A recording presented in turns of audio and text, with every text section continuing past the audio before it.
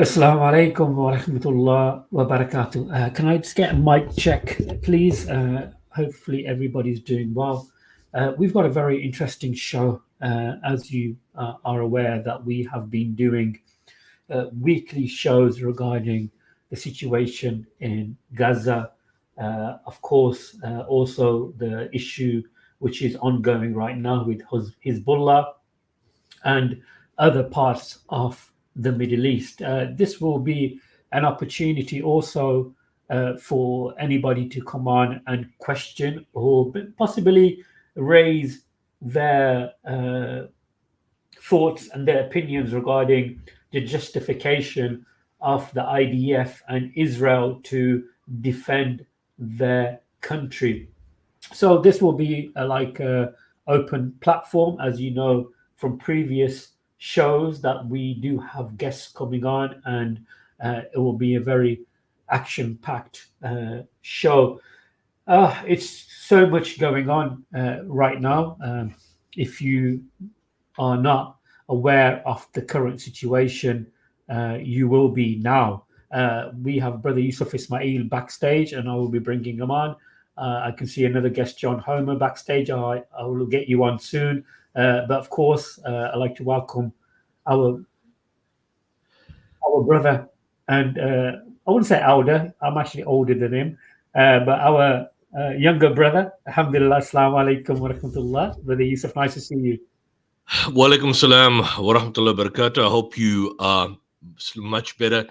I know you were under the weather yesterday with flu, and Allah give you shifa, and certainly get you in better health. I do realize you went for a jog yesterday, despite it just shows the energetic nature of you. And a lot has happened. A lot has happened over this past week. Certainly starting and commencing from Monday with those shocking, horrifying images of the burning alive of Shaban al-Dalu, and of course leading up to the assassination and martyrdom of Yahya Sinwar just a day or two ago. So a lot has certainly happened, and we will certainly go and delve into some of these issues. And we can share the StreamYard link for those who would like to join us and would like to challenge us, as we have stated over the past couple of weeks and months. If you have anything to say, I don't know how you're going to justify this as a form of self-defense, but the reality of the situation is that we've gone beyond nightmarish proportions. That's all I can say at this juncture. Yeah, Brother Yusuf, I've been watching some of the images that are coming out now, and we are fully aware that journalists are banned from entering Gaza and other areas of Palestine due to the Israeli IDF horrible regime. So the images that we are getting are individuals who have cameras or phones or any other type of technology that they can, relay the message on to us. And some of the image that I've been receiving from yourself, Brother Yusuf, and what's going on X and other social media outlets, it's horrific. It's coming to a stage now where a Palestinian life, of course, we've said this for months, Yusuf, a Palestinian life or a brown-colored individual's life is less in value than somebody from a European white colonized background or descent. It's totally shocking. I saw some images the other day, and I just want to describe these images as I can, best justify. Somebody opening a back of a vehicle, and within that back of that vehicle, there were literal body parts falling out of that vehicle of young people, limbs, torsos, arms, chest part, just horrific. Brother Yusuf, people used to watch the series like The Walking Dead, and they used to get shocked and scared. How horrific these images are. This is in real time right now. These are real people. They're not actors. These people who are being massacred and torn to bits are real people. They're not makeup. They're not actors. It's shocking. It really is.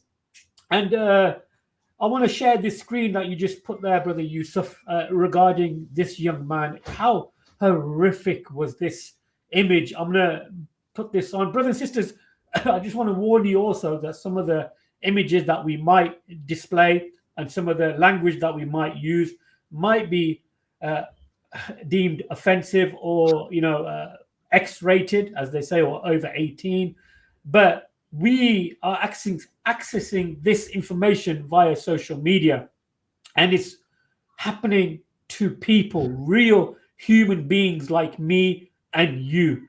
So I just want to share this horrific and sad at the same time story of this young man. Brother Yusuf, yeah, the mic's all And yours. let's go through this. Let's start off with this because this is what people need to know. So, last Sunday night, and this basically happened on Sunday night, there was a particular journalist that had, and this is how the whole thing happened. He was a journalist, and he was contacted by another journalist by the name of Ali from the South Hebron Hills of Palestine, who actually had sent this journalist a text which read that Israel is burning sleeping people alive in refugee camps. That text message was, when you clicked on that text message, it was accompanied by a video, and this journalist basically could state that he couldn't believe what he was seeing. There was an inferno blazing, people were running around screaming, and there amidst the flame, there was a body that was writhing, crackling, and there was a raised arm reaching out for help, and that arm was still attached to an IV feed. What had happened was, it was discovered then that this individual, as you see there on the screen, his name was Sha'ban Al-Dalu. He's a 19-year-old software engineering student. And in the 24 hours following that particular attack, that slaughter, that murder, what happened is that specific reel was posted on Instagram by this phenomenal Palestinian journalist that you see in all these attacks and atrocities that are committed, Saleh Al-Jafarawi, and he shared that. And that particular video was shared more than 500,000 times. Now it's more than 1 million times. I think everybody has essentially seen it. And if you go down, it's basically this image. It's this image here. You can see this image here on the screen. This is the image of the actual boy being burnt alive, attached to an IV. He's in a makeshift refugee camp because the Al-Aqsa hospital was totally destroyed. It was filled with displaced civilians, and the Israelis then basically burnt it completely. They burnt it.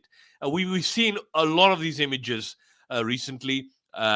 This has been captured by the Guardian newspaper. This has been captured by a number of major news outlets.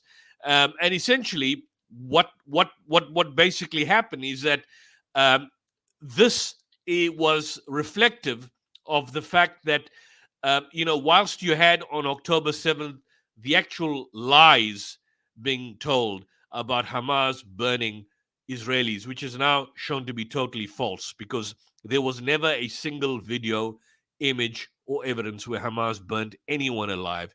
You have a situation, not only now, but over the past couple of months, where Israel was burning Palestinians alive, burning them, lynching them alive.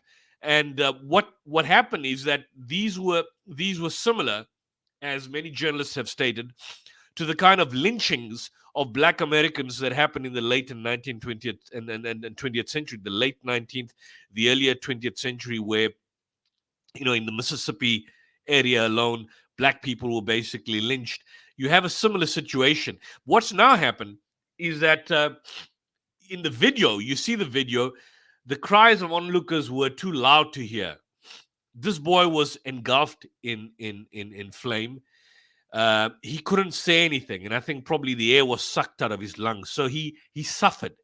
If you see the image that is shown there on the screen, he was suffering. This is the image that people around the world were essentially watching and seeing in real time the suffocation. I don't know if there's an edited video footage of what we see, but I think the Guardian newspaper showed a particular edited clip of what happened in relation to the flames of individuals, in relation to the fact that this particular person, and I know we've been limited in terms of showing stuff because I'll probably just show a clip in relation to what people have seen. I think it's important that people know what basically happened. I'm not going to go directly onto YouTube to show this. So because we've had basically this video been removed, so I'm not going to go directly onto YouTube.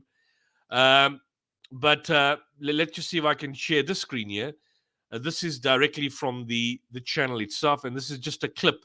So we give full credit to the reporter, and this is not our clip, but this is just an example. I just hope there's no advertisements in terms of what happened on this particular.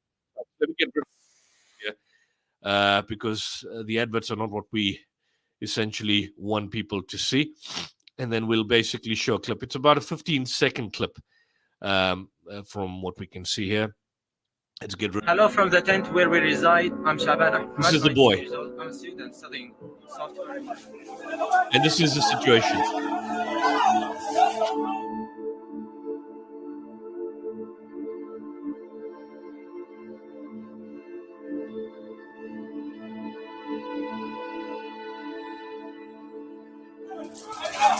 أنا مع ضربة الهواية عزقتني برا الخيمة والنار شايلة في أولادي. رحت رجعت خشيت في النار، طلعت ابني الصغير وطلعت بنتي الأكبر That's مني. his father. اللحظة هذه كانت النار شايلة في كل شيء، ما لحقتش أطلع ولا حدا.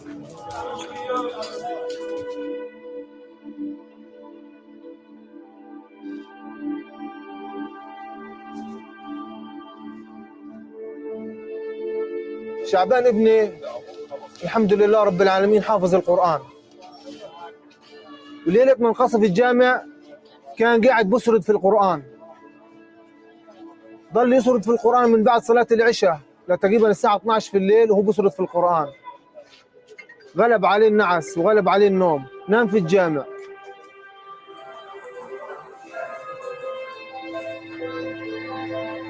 شعبان كان يحب أمه أكثر شيء. يوم ما تصاوب امه بتقول يا ريت انا ولا انت يمه، اللي بقول لها يمه انا بحضنك.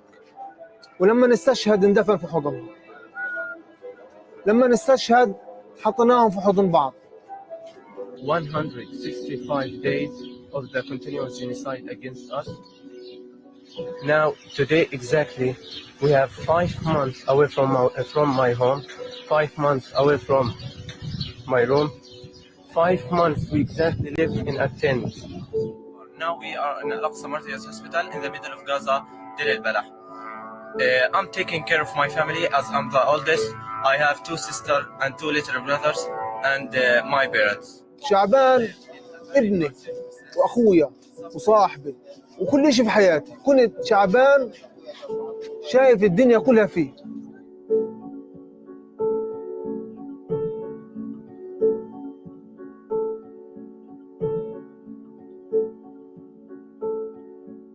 قال لي يابا بدي اخش طب. الابو ما هنش عليه اطلع ابني برا وغربه برا. قلت له لا يابا خليك هنا قبال عيني، يا ريتني سفرته برا.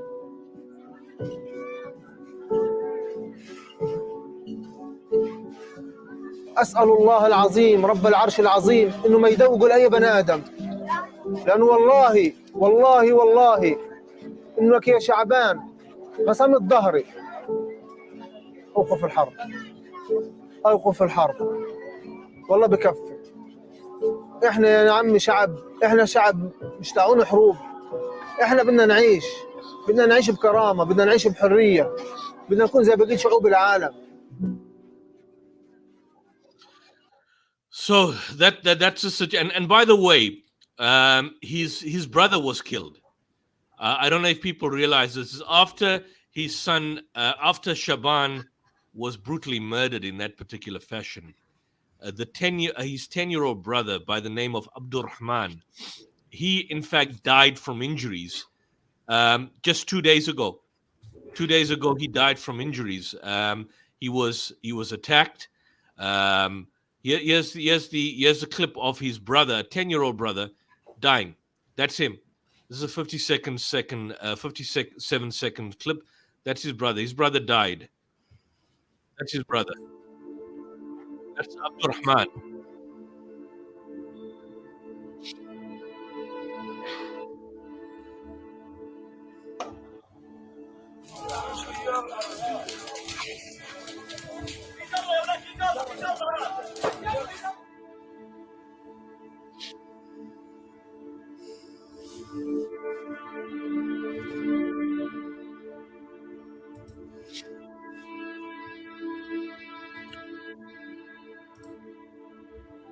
لا يوجد لا ضمير ولا إنسانية. ابن اليوم الطفل استشهد. ابن اليوم الصغير ليس له أي ذنب. حسبنا الله ونعم الوكيل. حسبي الله ونعم الوكيل. What do we Brother say? Yusuf, how can anybody with a sincere molecule in their body can justify this and still use the same old bullcrap arguments of human shields? Also, aspects of Hamas were hiding in there. Also, ammunition was stored in that location. How much more can these butters, I call them butters because we've had quite a few of these individuals where they have to say the term but after every massacre, and it's very frustrating when we have these type of people on the show that they don't want to really give a straightforward answer. There has to be a but, and there's nothing that I can really call out apart from saying that this is a genocide that is taking place in our lifetimes. We used to be at school in history lessons of how Hitler was massacring people from different faiths and nationalities, and we should read it through history books. Now we are actually witnessing it in real time right now, live on our TV, and this will be written also in history books after 10, 20, 30 years. How will it be described? Will the victors, meaning the Israeli and the European and the American countries, write history on behalf of the situation that's taking place there in Palestine? Or shows like this, and thanks to Brother Yusuf and also people from the Workers' Party of Britain who have really helped me a lot, we have to continue with these shows. And I just want to also mention myself and Brother Yusuf on our channels. We are getting numerous strikes regarding our content. So please, if you haven't subscribed to my channel or to Brother Yusuf's channel, the South African Debate Initiative, please go to Brother Yusuf's channel and subscribe. Because I've got a funny feeling, I've got a strange feeling that sooner or later my channel on YouTube will be removed. I can actually see that happening, to be honest. I also got a Rumble account where I'm actually live right now on Rumble. The name of my channel is Abu Shuaib. So please, if you're able to go to Rumble, I'm actually streaming live on Rumble also. Let me just share Brother Yusuf's channel. Here is South African Debate Initiative, SADI. Please go there, subscribe to the channel, because we really want to continue with this series of highlighting the genocide that is taking place right now in Palestine, and also the same impact that's happening in Lebanon right now. It's totally shocking. It really does. And you know what happened just yesterday at Beit al-Dala? Just about 78 people were killed last night, or 87 people were killed. I just want to see the accuracy of the news report. that basically shows that in Beit al-Dala, I think, I'm not so sure exactly where, but I just saw that the killing of 78 or 87 people killed just last night in a strike by the Israelis. They were murdered in cold blood last night. The latest killing, and today's October 10th, October 20th. On October 20th, Deir al-Bala, you have this murder that was taking place. 87 people killing in northern Gaza's Beit Lahia. This is about 5 hours ago. Killed or basically, and I'll share something with you. This is basically from the Haaretz, the Israeli newspaper, where they confirm that a total of 87 people are missing or dead in rubble. The UN condemned this attack. There was no human shields, no self-defense, no nothing in relation to that. How do people justify this as self-defense? I mean, where does your humanity end? Where does it begin? Where does it end? Where does it begin? Here's a report to see the latest. Whilst people are talking about other issues, this is the latest massacre. So it's massacre upon massacre. Here we are. If you share the screen, from the English Saudi paper, 87 people killed or missing in northern Gaza's Beit Lahia. This is on the 20th of October. That's today. They were murdered. More than 40 others were injured. Israeli military, again, were checking the report, but it's quite clear they were tired. And what's their usual excuse? They said it was a Hamas target. But I thought we dealt with Hamas already. Northern Gaza, we dealt with Hamas. And I mean, and yet you find the situation that is basically happening. The reality, according to conservative estimates, 42,000, although the Lancet report speaks about 200,000 having been killed, either directly or indirectly.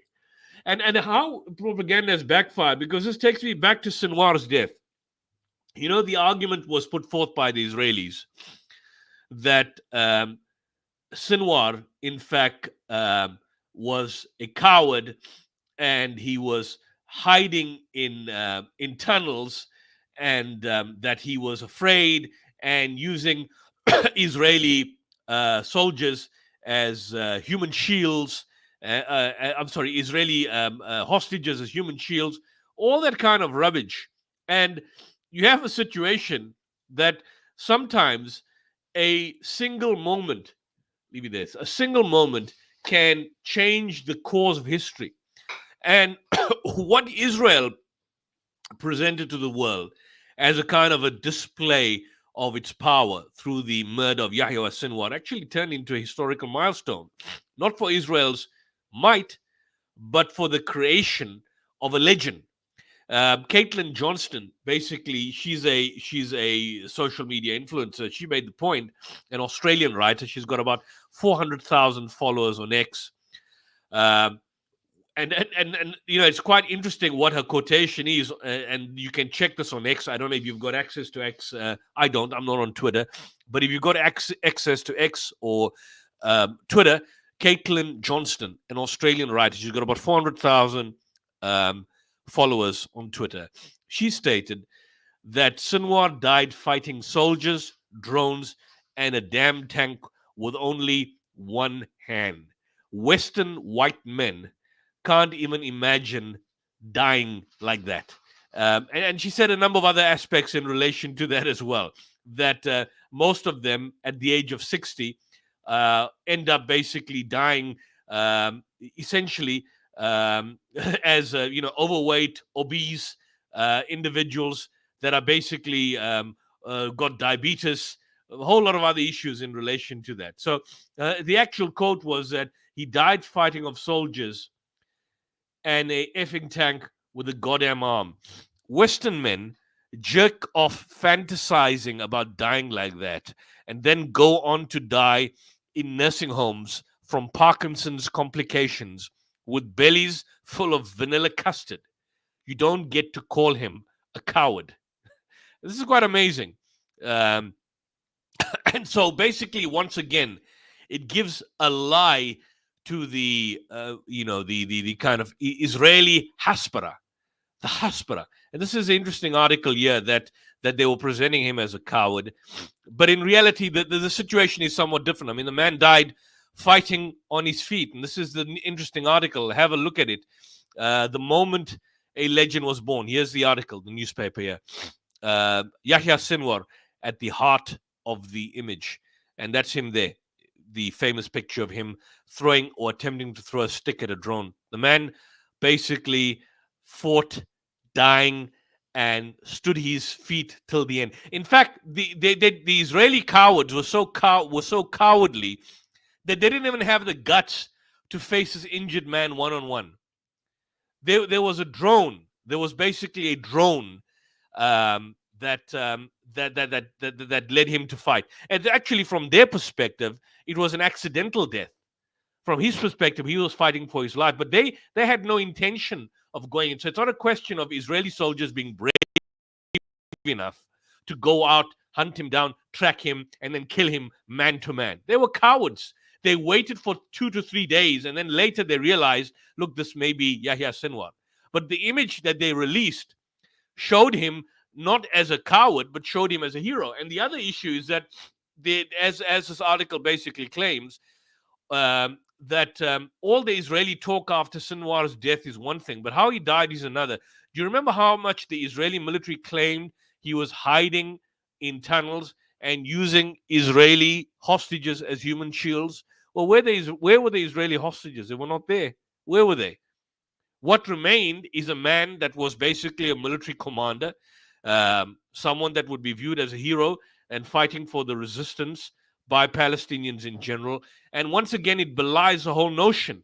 As a Palestinian, as the Israeli Hasbara has been telling us for months, and in fact, since the start of the genocide on October 7th, that he was hiding in the tunnels like a coward. Yes, indeed, he was in the tunnels. But the reality of the situation is that he died fighting.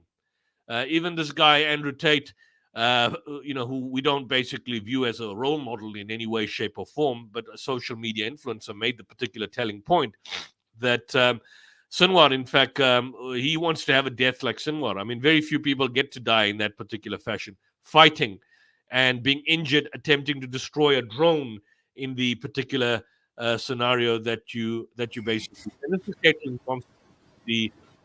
Johnson on Twitter. I want you to promise me you'll completely revise your view and drastically change your media consumption habits. And this is basically the point in reality in terms of whatever one says about him as an individual and about Hamas. The reality of the situation is that this death of his came back all the more worse for Israel.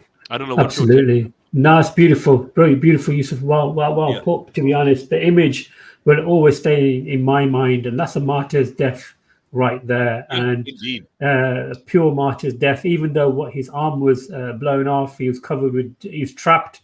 He still, his arm was blown off. He had no arm. Right. When he was throwing the stick at the drone, he had no arm, but he was fighting till the last. Subhanallah.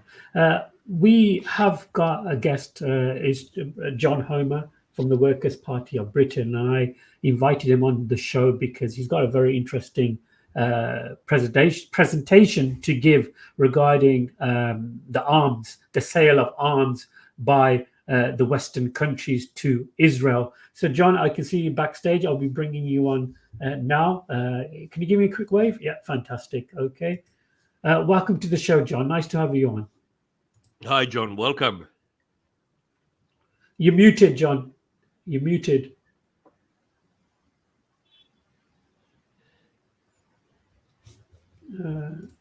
I think your connectivity. It's your connectivity, John. Yeah, I think he's muted himself.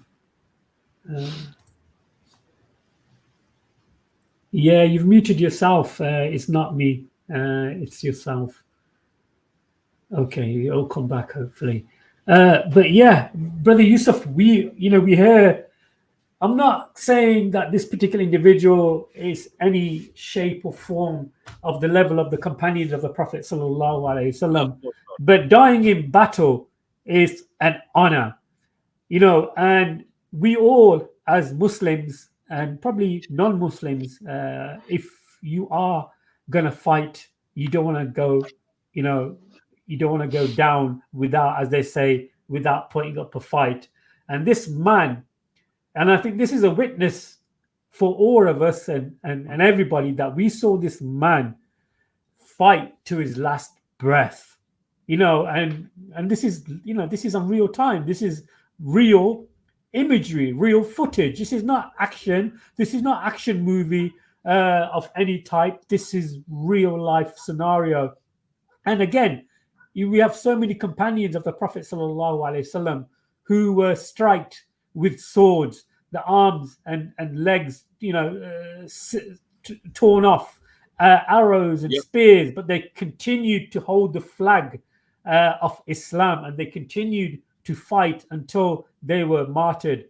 Now, I just hope Allah subhanahu wa ta'ala accepts his martyrdom, and of course he will be amongst the highest in paradise. And like I said, Yusuf, and what you mentioned there regarding the particular individual, the personality, Andrew Tate, I heard him say that if he wants to go out, and I know he's been wanted by some organizations, that he would like to go out like that, fighting, not like a coward. It's amazing. It really is. I believe he follows your channel. Does he follow the channel? Did you post something that he follows on this channel, or was it another channel? Yeah, he came. Well, he kind of retweeted or reposted one of my Twitter or my YouTube channel on X or something. But yeah, I don't know what's happened to John. I think John is not there. But whilst we basically waiting, the killing may be viewed as an interim win for Israel, but Palestinians and people around the world are actually basically proud of his defiant last stand. And what you now see is a situation where this has been viewed as symbolic. The idea of this man sitting on a couch. I don't know if you've seen that famous image that has now just come out.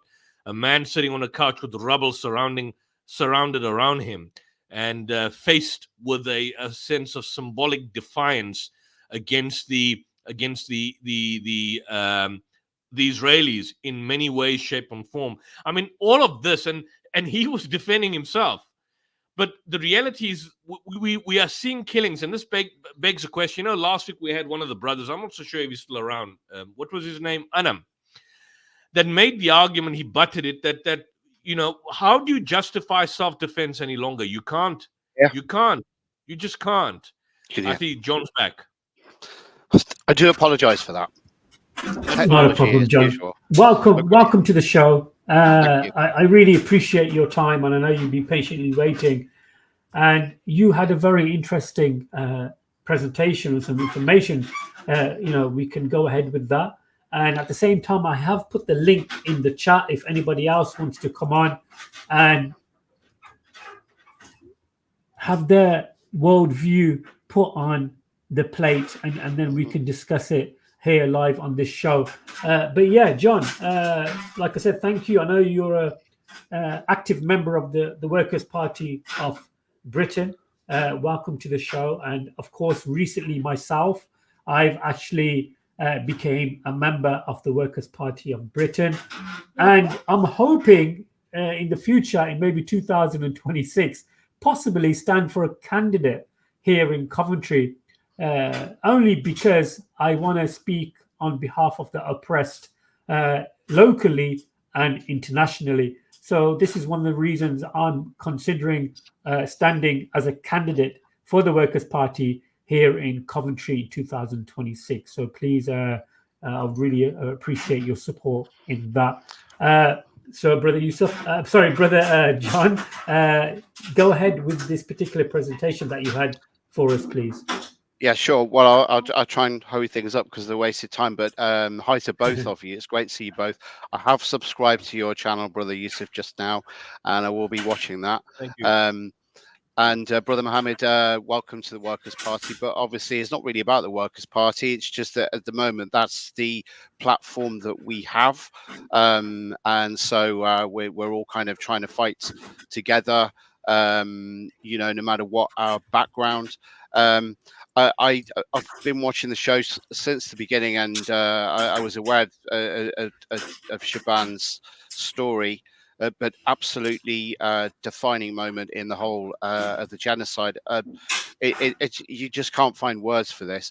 I do just want to say a little bit of more respect for the BBC after their documentary Life and Death in Gaza, which, if you don't mind, I'd just like to show a little bit of it. It's just to be clear, if you don't know, it's the human side of the story, which I think is particularly useful in getting people to care a little bit more, because the problem that we have here is that people far away in Europe, white people, white Christian people far away in Europe, are thinking it's not their problem.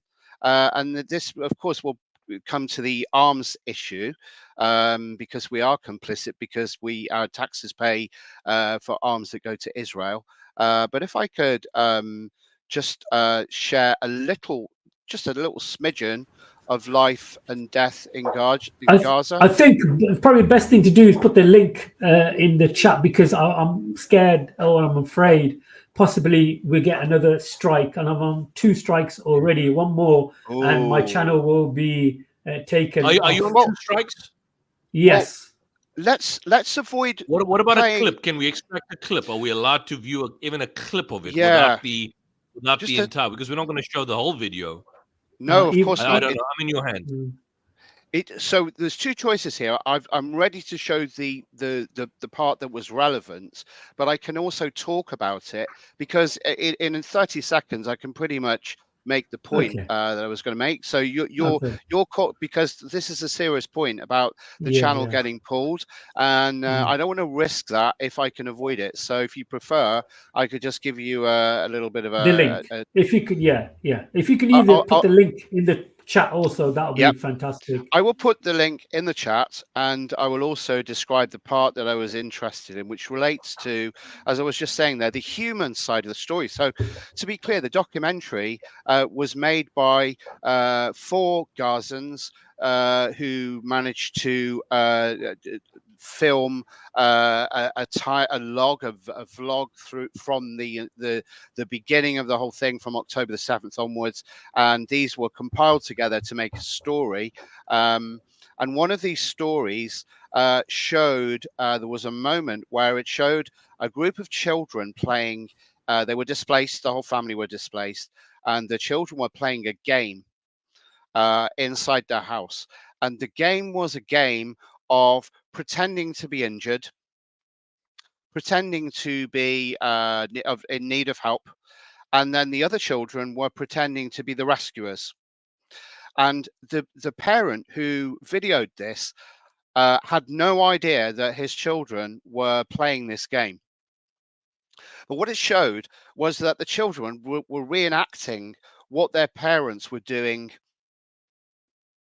every day. I don't know about every day, but many times over the last 12 months.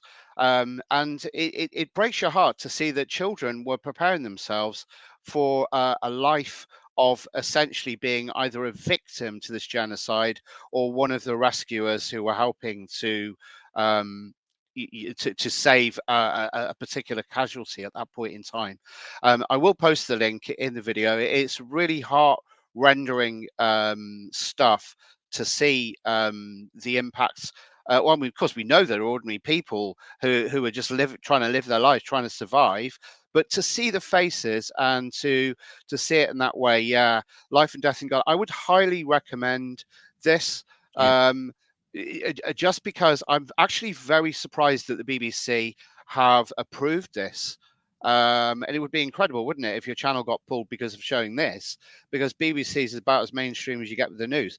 But getting back to the presentation part of things, you'd asked me to present something on this because, of course, there has been a lot of discussion that right now, in fact, you may or may not know, Brother Yusuf, that 114 Muslim Labour councillors, elected councillors in the UK, have written a letter to Sir Keir Starmer demanding the immediate cessation of arms to Israel.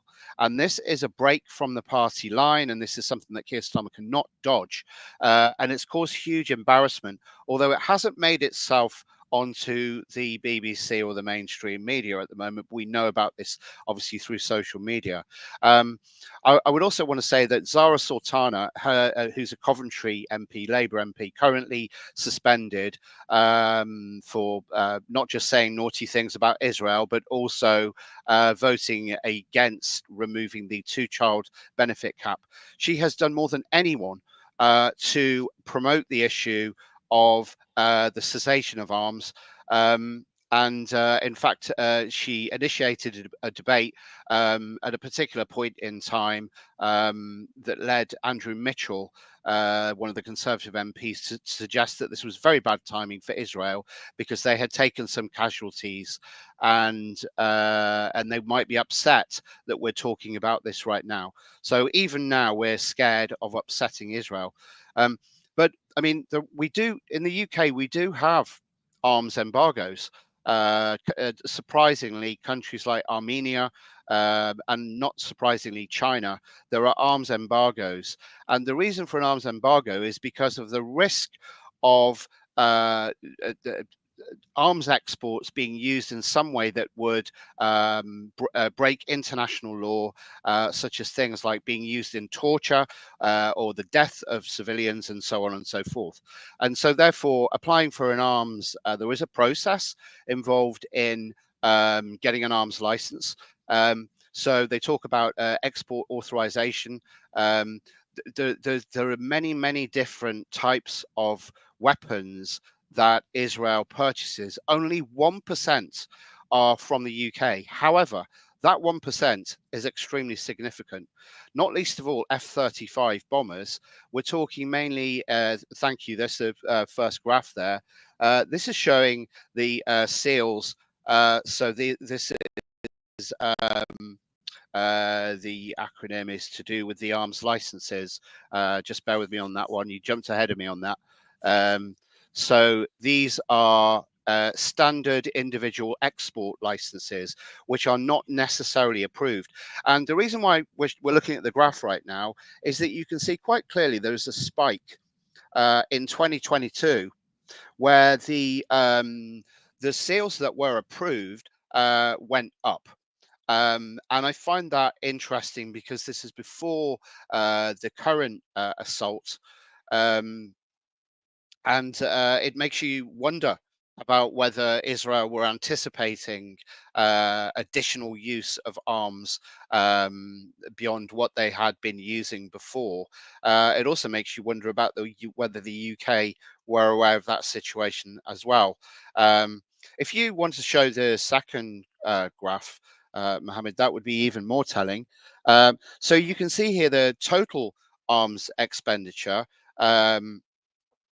to Israel, in fact to the Middle East. I think it went up massively around the same time, and you can see so this is total arms expenditure to Israel. I think it says billions there, so I've got a feeling there might be something that's wrong about that.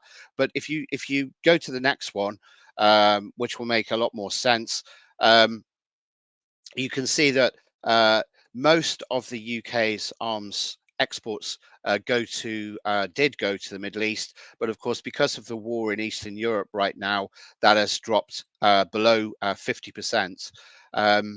And Israel take a chunk of that, but a huge chunk we shouldn't forget has gone to Yemen, and also been used in what I would consider, I think most people would consider, to be inappropriate use of arms, and one that might result in some sort of future embargo, removal of licenses, and that type of thing.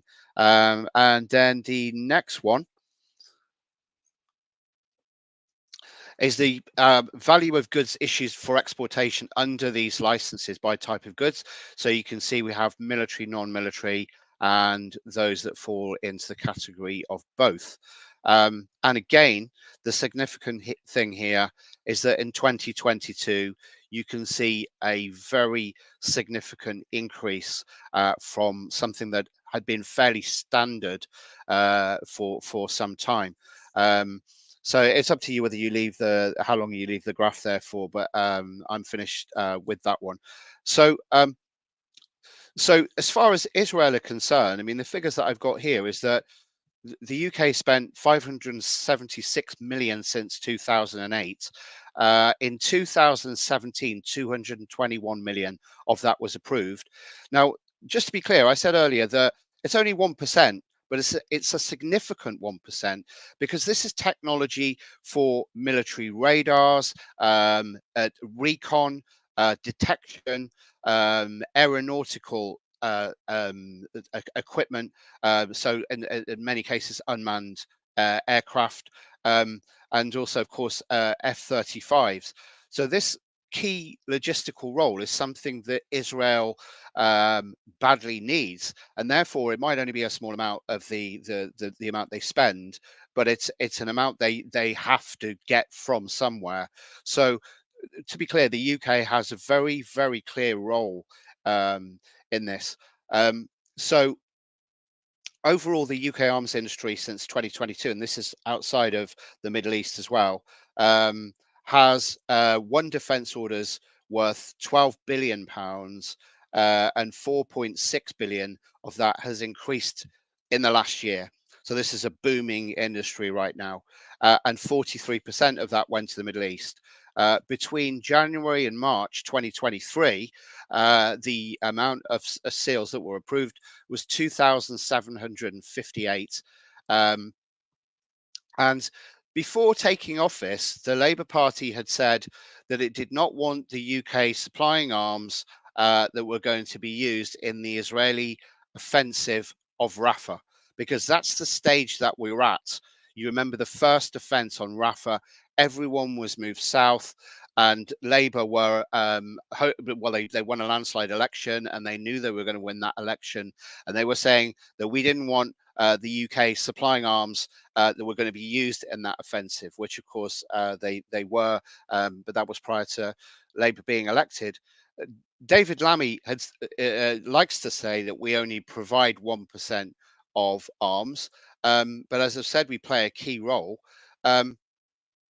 Interestingly enough, another sort of snippet, now I've mentioned David Lammy, is that it's just been in the news that the UK has sent 100 Labour Party members to the United States to support the electoral campaign of Kamala Harris, which has the Republicans spitting feathers at the moment. And I'd just like to raise as a question here how that is not foreign interference in the US elections. But I also think that given the fact that David Lammy in the past has upset the Republicans, particularly Donald Trump, by calling him, what did he call him, Brother Mohammed? It had the letter. He mentioned that he was a member of the Ku Klux Klan, which I don't suppose he was, and that he was a racist, and that he was a psychopath, and that he was a narcissist, and all of that. Very well documented. If you want to dig for that, David Lammy really upset Trump. So I would say that Labour are trying to make sure that Trump doesn't win the election, because if he does, Lammy will be working in Marks and Spencer's, which, if you don't know, is a Jewish-owned supermarket that is very popular in the UK. Currently, on the subject of the arms sales, there are two ongoing legal challenges in terms of Palestinian human rights. One is by Al-Haq, that's ALHAQ, and the other one, Global Legal Action Network, which have began proceedings for a judicial review of UK arms sales to Israel in December 2023 that was initiated. As you would imagine, that's going to roll on, and then of course you have the South African ICJ, which no doubt will run on for a very long time. But it does seem that in many ways the writing is kind of on the wall for people who have blazonly ignored international law, brazenly, I should say, ignored the procedure for securing these arms deals, especially at a time where it would have known that those weapons were going to be used in some kind of genocidal action or some action that was an infringement of international rights.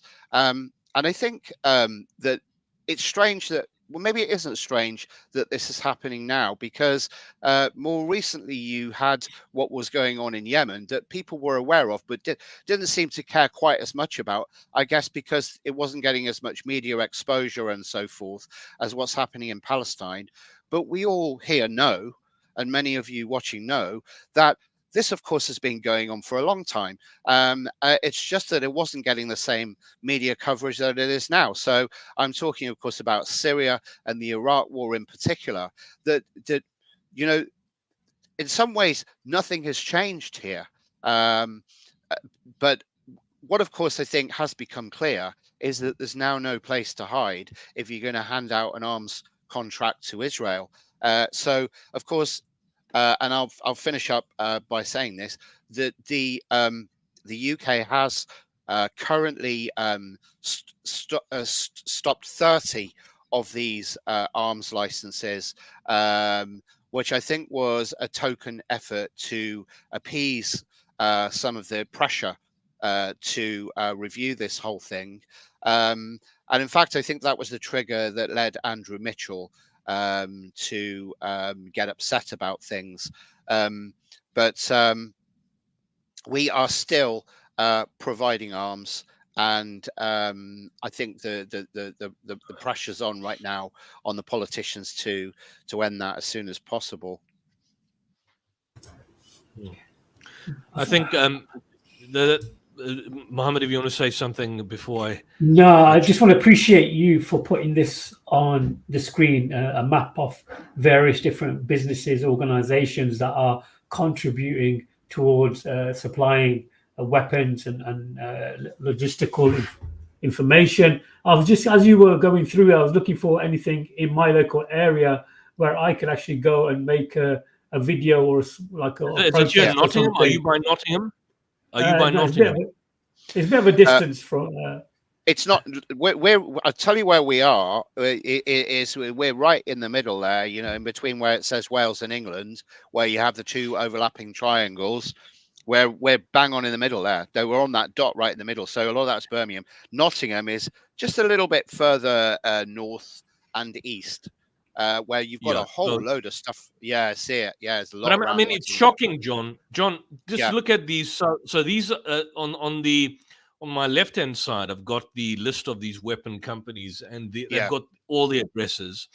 And then, I mean, you've got as far afield on this map here, Newcastle, and even Northern Ireland, Edinburgh. Yeah. I wasn't aware it was. It's a significant portion of these British arms manufacturers, Lockheed Martin being the most famous, that are supplying a significant amount of weapons. And I mean, this article basically it's a campaign against arms trade. It's called CAT. All the UK companies manufacturing components for Israel's F-35 combat aircraft say no to genocide profiteers on your doorstep.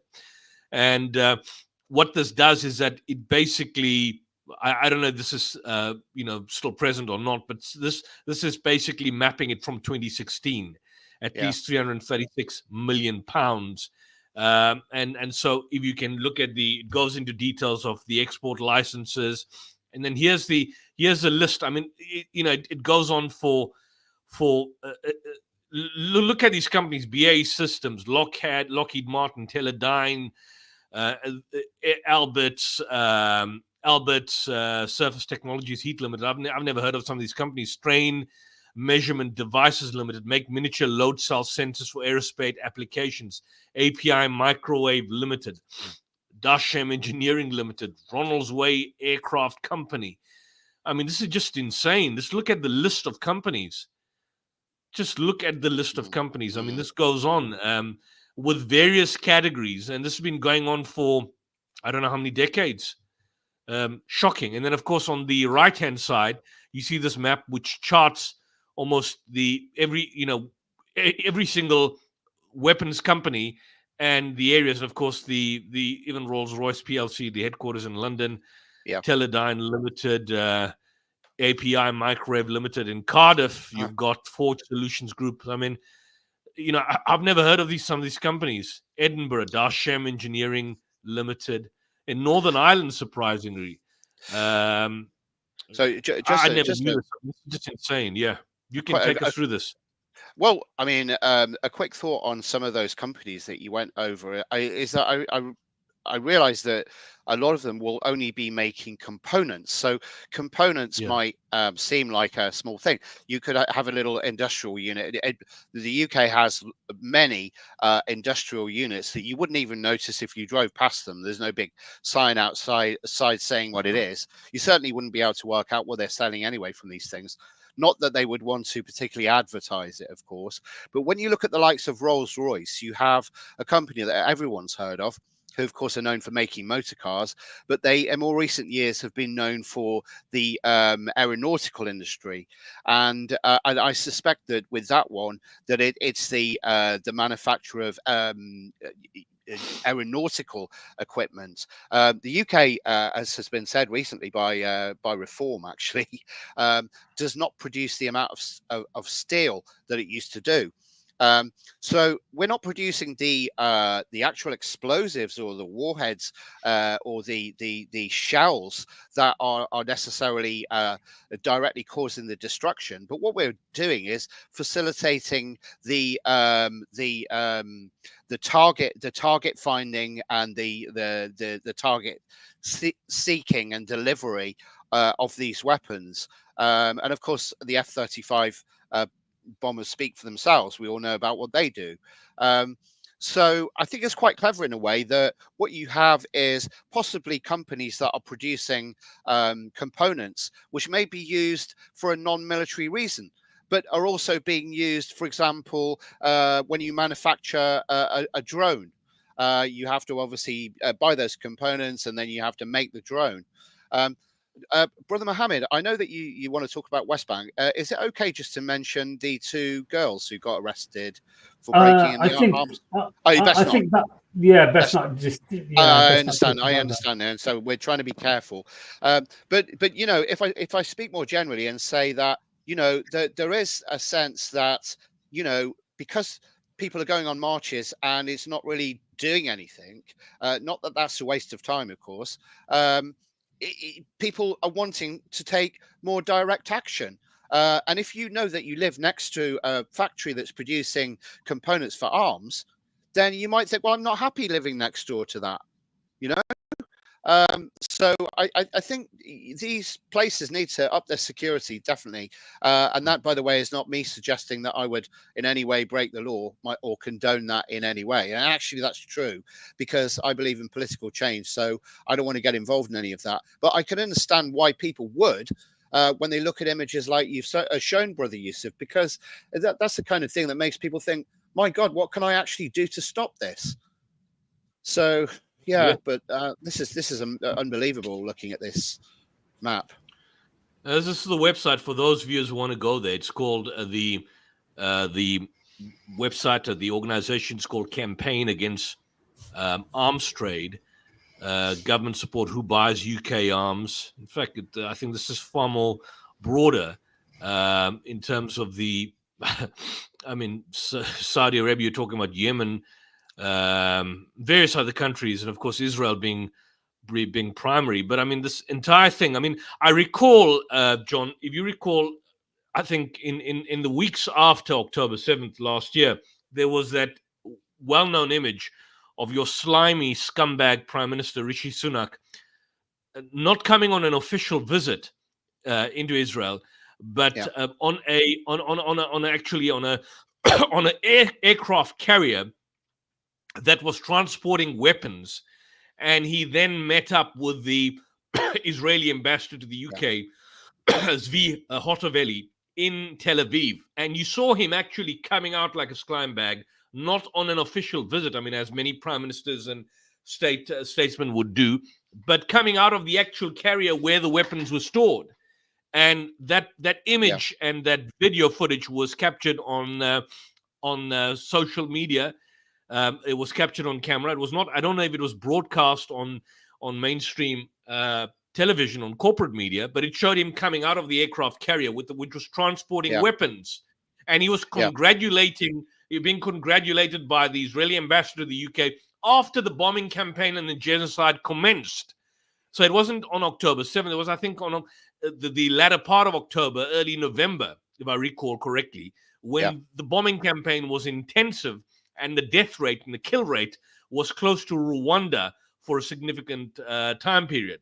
That's a time that you see the situation where he comes in. Clearly, I mean, what does it say about a prime minister, and what's the nexus between an individual that is the head of a government and a link to a privatized company, UK arms company? Because these are not state funded. These are private companies.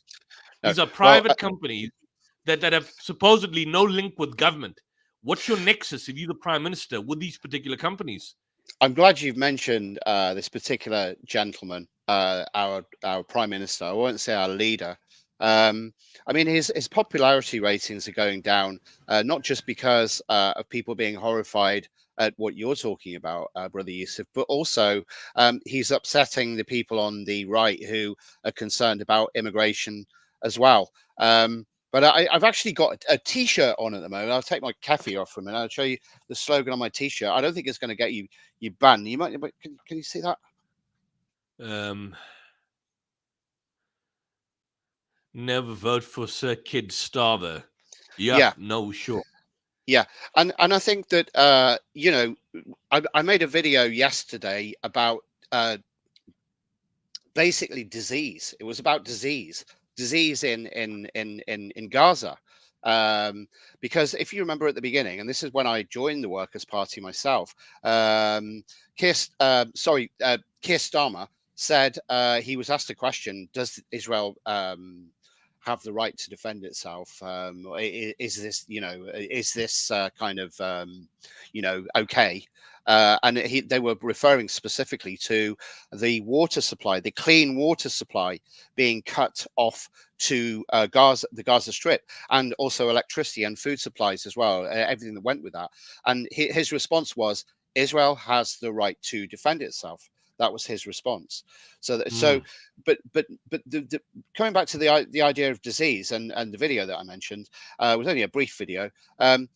You can't bomb a population down to the level of Stalingrad, cut off the water supply, clean water supply, and no doubt because the sewage doesn't work then.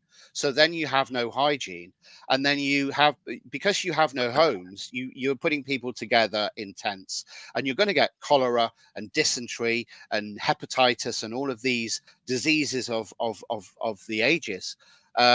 So I think in some ways, this is what the Israelis are seeking, is a genocide by any means that they can. You might think that bombing the hell out of something is going to cause a genocide. And by that, I mean an absolute, total genocide.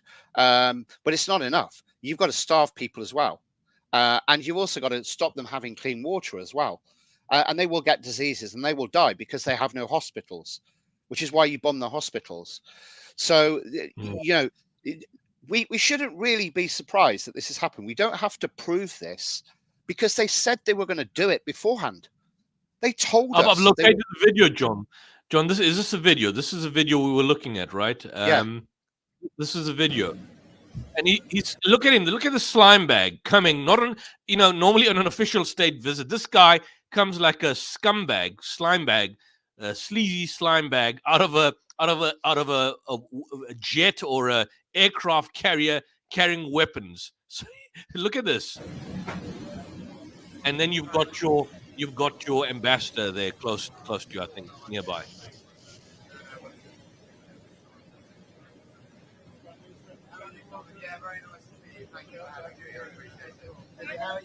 That's it. That's her, right? What's her name? I know her. Z Hotavelli. Yeah. Real sleazy scumbag herself. Yep.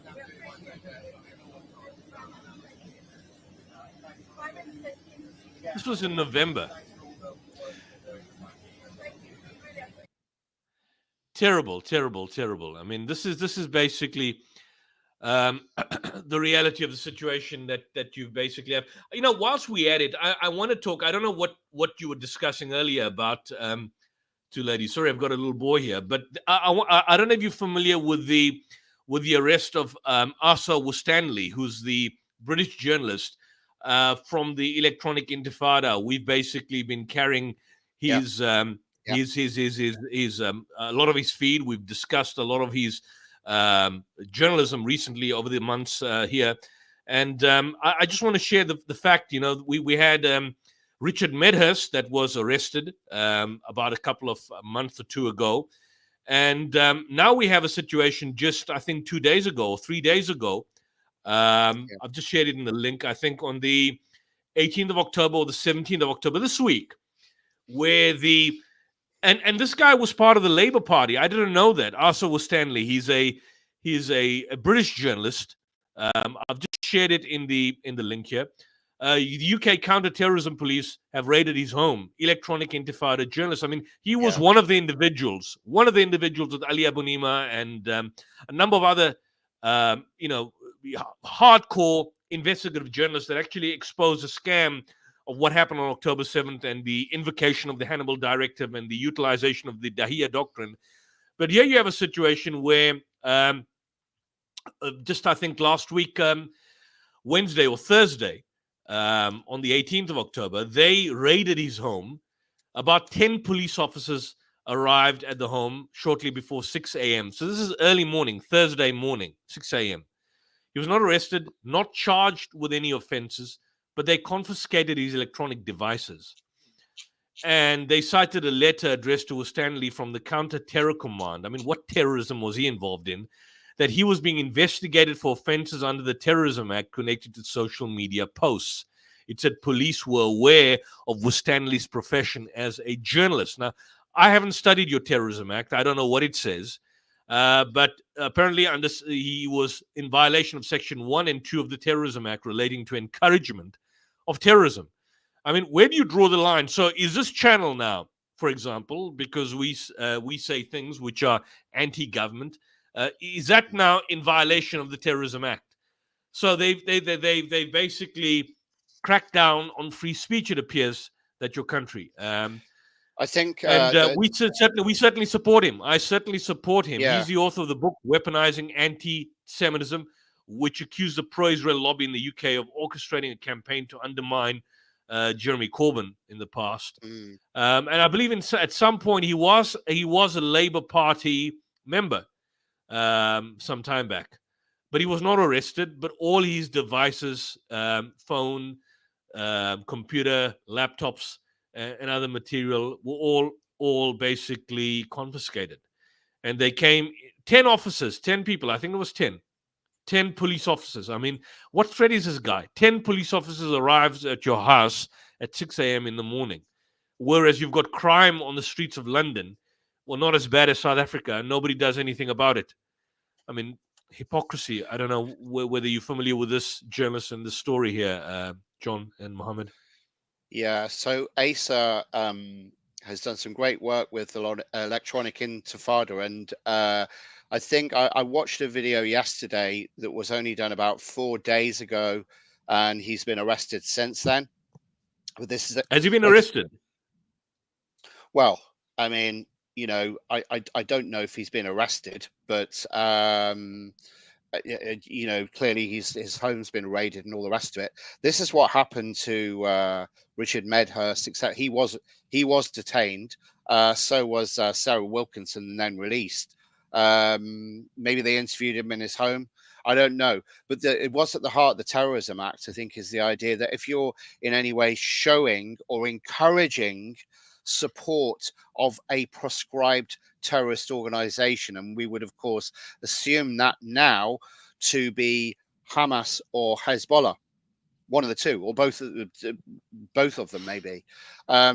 But I mean, it's kind of a little bit crazy, really, because how can you talk about something objectively, from a journalistic point of view, factually, without just presenting the information that would make it look like you're not taking the current media bias position of believing that those organizations that I just mentioned are wrong. If you're trying to present an unbiased view, then you're trying to present the facts. And I believe that that's what independent journalists do, is present the facts. But it seems that somehow presenting the facts is risking your freedom. It's actually risking everyone's freedom, isn't it, really? Well, I mean, this is an interesting quote here. Journalism, commenting on the case, I think Michelle Stanistreet, the NUJ General Secretary, said the use of counterterrorism powers against journalists would have a chilling effect on journalists in the UK. Journalism is not a crime. Powers contained in the anti-terror legislation must be deployed proportionately, not wielded against journalists in a way that inevitably stifles press freedom. And that's essentially what you've got now in the United Kingdom's press freedom. And I mean, press freedom in relation to speaking about the crimes of a foreign country. I mean, it's talking about it's unheard of. The United Kingdom is now arresting journalists that is exposing crimes and genocide being committed by a foreign country. I mean, how much hold does the Israeli regime have over you to do that? It's not even talking about the Britain. I mean, the Electronic Intifada is focusing on the Israeli genocide, which this channel and many others have no shame in doing that. And, the problem is that not only the proportionality, you see the kind of introduction of this Orwellian state. I mean, it happened during COVID. And, I mean, you saw that manifest large during the COVID period, where even on social media, online, on YouTube, your channels were removed when you said anything that challenged the status quo on the lockdown, on the harms of the lockdown, all of that, vaccinations, and a whole lot of other issues. And now you see that is extended on other aspects which are viewed as not acceptable to the state.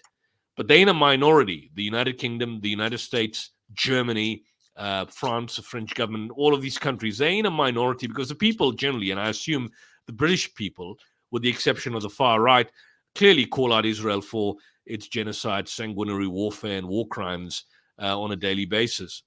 And I mean, I don't know, Brother Muhammad, from our perspective, and certainly from the position of, those who are engaged in, I would put it in inverted commas, dawah work or propagation or, theological debates and so on.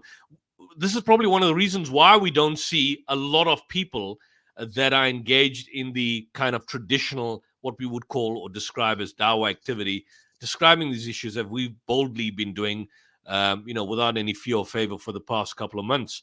So people appear to be, either too scared and too afraid to come out and share these kind of things which really go to the heart of the issue. And I think this is a problem that we've got. I don't know. I was quite curious. I see you mentioned something about, I don't know the case, so I don't want to mention anything which compromise any individual, but you mentioned something about two ladies being arrested, or two women, or two girls. I'm not so sure what the background. I don't know if it's going to compromise any individual. Don't discuss it. But if it's dealing with... To be fair, I would just say to anyone who's wondering about that, just watch Owen Jones. Just look at some of Owen Jones' recent stuff, and you'll be able to, find out all about what I'm talking about. But, on the subject of the Terrorism Act, it is the police's role in the UK to enforce law. And I feel that the police are not the prime movers in this. They are there taking an impartial actual view of what the laws are. And I don't believe they would even trigger such an investigation which would involve raiding someone's house and possibly arresting them and possibly charging them with terrorism offences without some kind of instruction from further above, some kind of political control. So we've all watched these films where, you have the FBI turn up and they'll say to the normal NYPD police or whatever, they'll say, look, I'm on the case now, you go and take yourself off home, we're dealing with it. And I think that what we've seen, one of the cases, not Richard Medhurst, but another one, referred to men with masks on their faces coming into her home at night so that she didn't know who they even were. But there were normal police there as well who were present outside, perhaps the blue lights were going or whatever. So the police were there, obviously overseeing this. But this is clearly political interference, and these laws are now, I can't, somebody will tell me in a moment when the Terrorism Act came in, but it was relatively recently. And because you're talking about the control that Israel seems to have, I'm pretty sure it happened in the last 14 years, which was would have been the 14 years that the Conservatives were in power, right? So I think they brought that in, and I think they brought that in because of Israel. I think they brought that in ready. Ready for I haven't got it. I have got it on the screen here. It's always been updated here. Before, 2000, it's October the 19th. A little bit longer, actually, than 14 years. Yeah. So as you can see, even 19th of October 2024, changes are always still being made. Right. As you can see here, it's maybe the changes that I'm thinking of. Yeah. Yeah. So very, very interesting. Definitely. What was this act? The legislation itself, was it enacted post 2001? Right? Yeah, I mean, I think so, but I'm pretty sure that in the last 15 years or 14 years, the Conservative government made changes to this act. And therefore, some of what we're talking about at the moment, I think is more relevant to that. Because don't forget that the UK has a history of dealing in some way with terrorism. Because you had the IRA and various loyalist paramilitary groups from Northern Ireland that were involved in activities within the UK. So the Terrorism Act would have been there in some shape or form before that. But these new manoeuvres are much more worrying in terms of the effect on individual rights and freedom. Hi, Mike. I saw your comment. Hi, Mike. You asked a question. Mike's asking, so are Muslims now for freedom of speech? That was your question is that not a ridiculous question, Mike? Because Islam is always for freedom of speech. Is that not a ridiculous question? I mean, it's got a hint of sarcasm there, Mike, when you say are Muslims now for freedom of speech. Because I assume you are referring to issues like the French cartoon Charlie Hebdo scenario where there was an objection. Well, let me just give you a brief overview on that.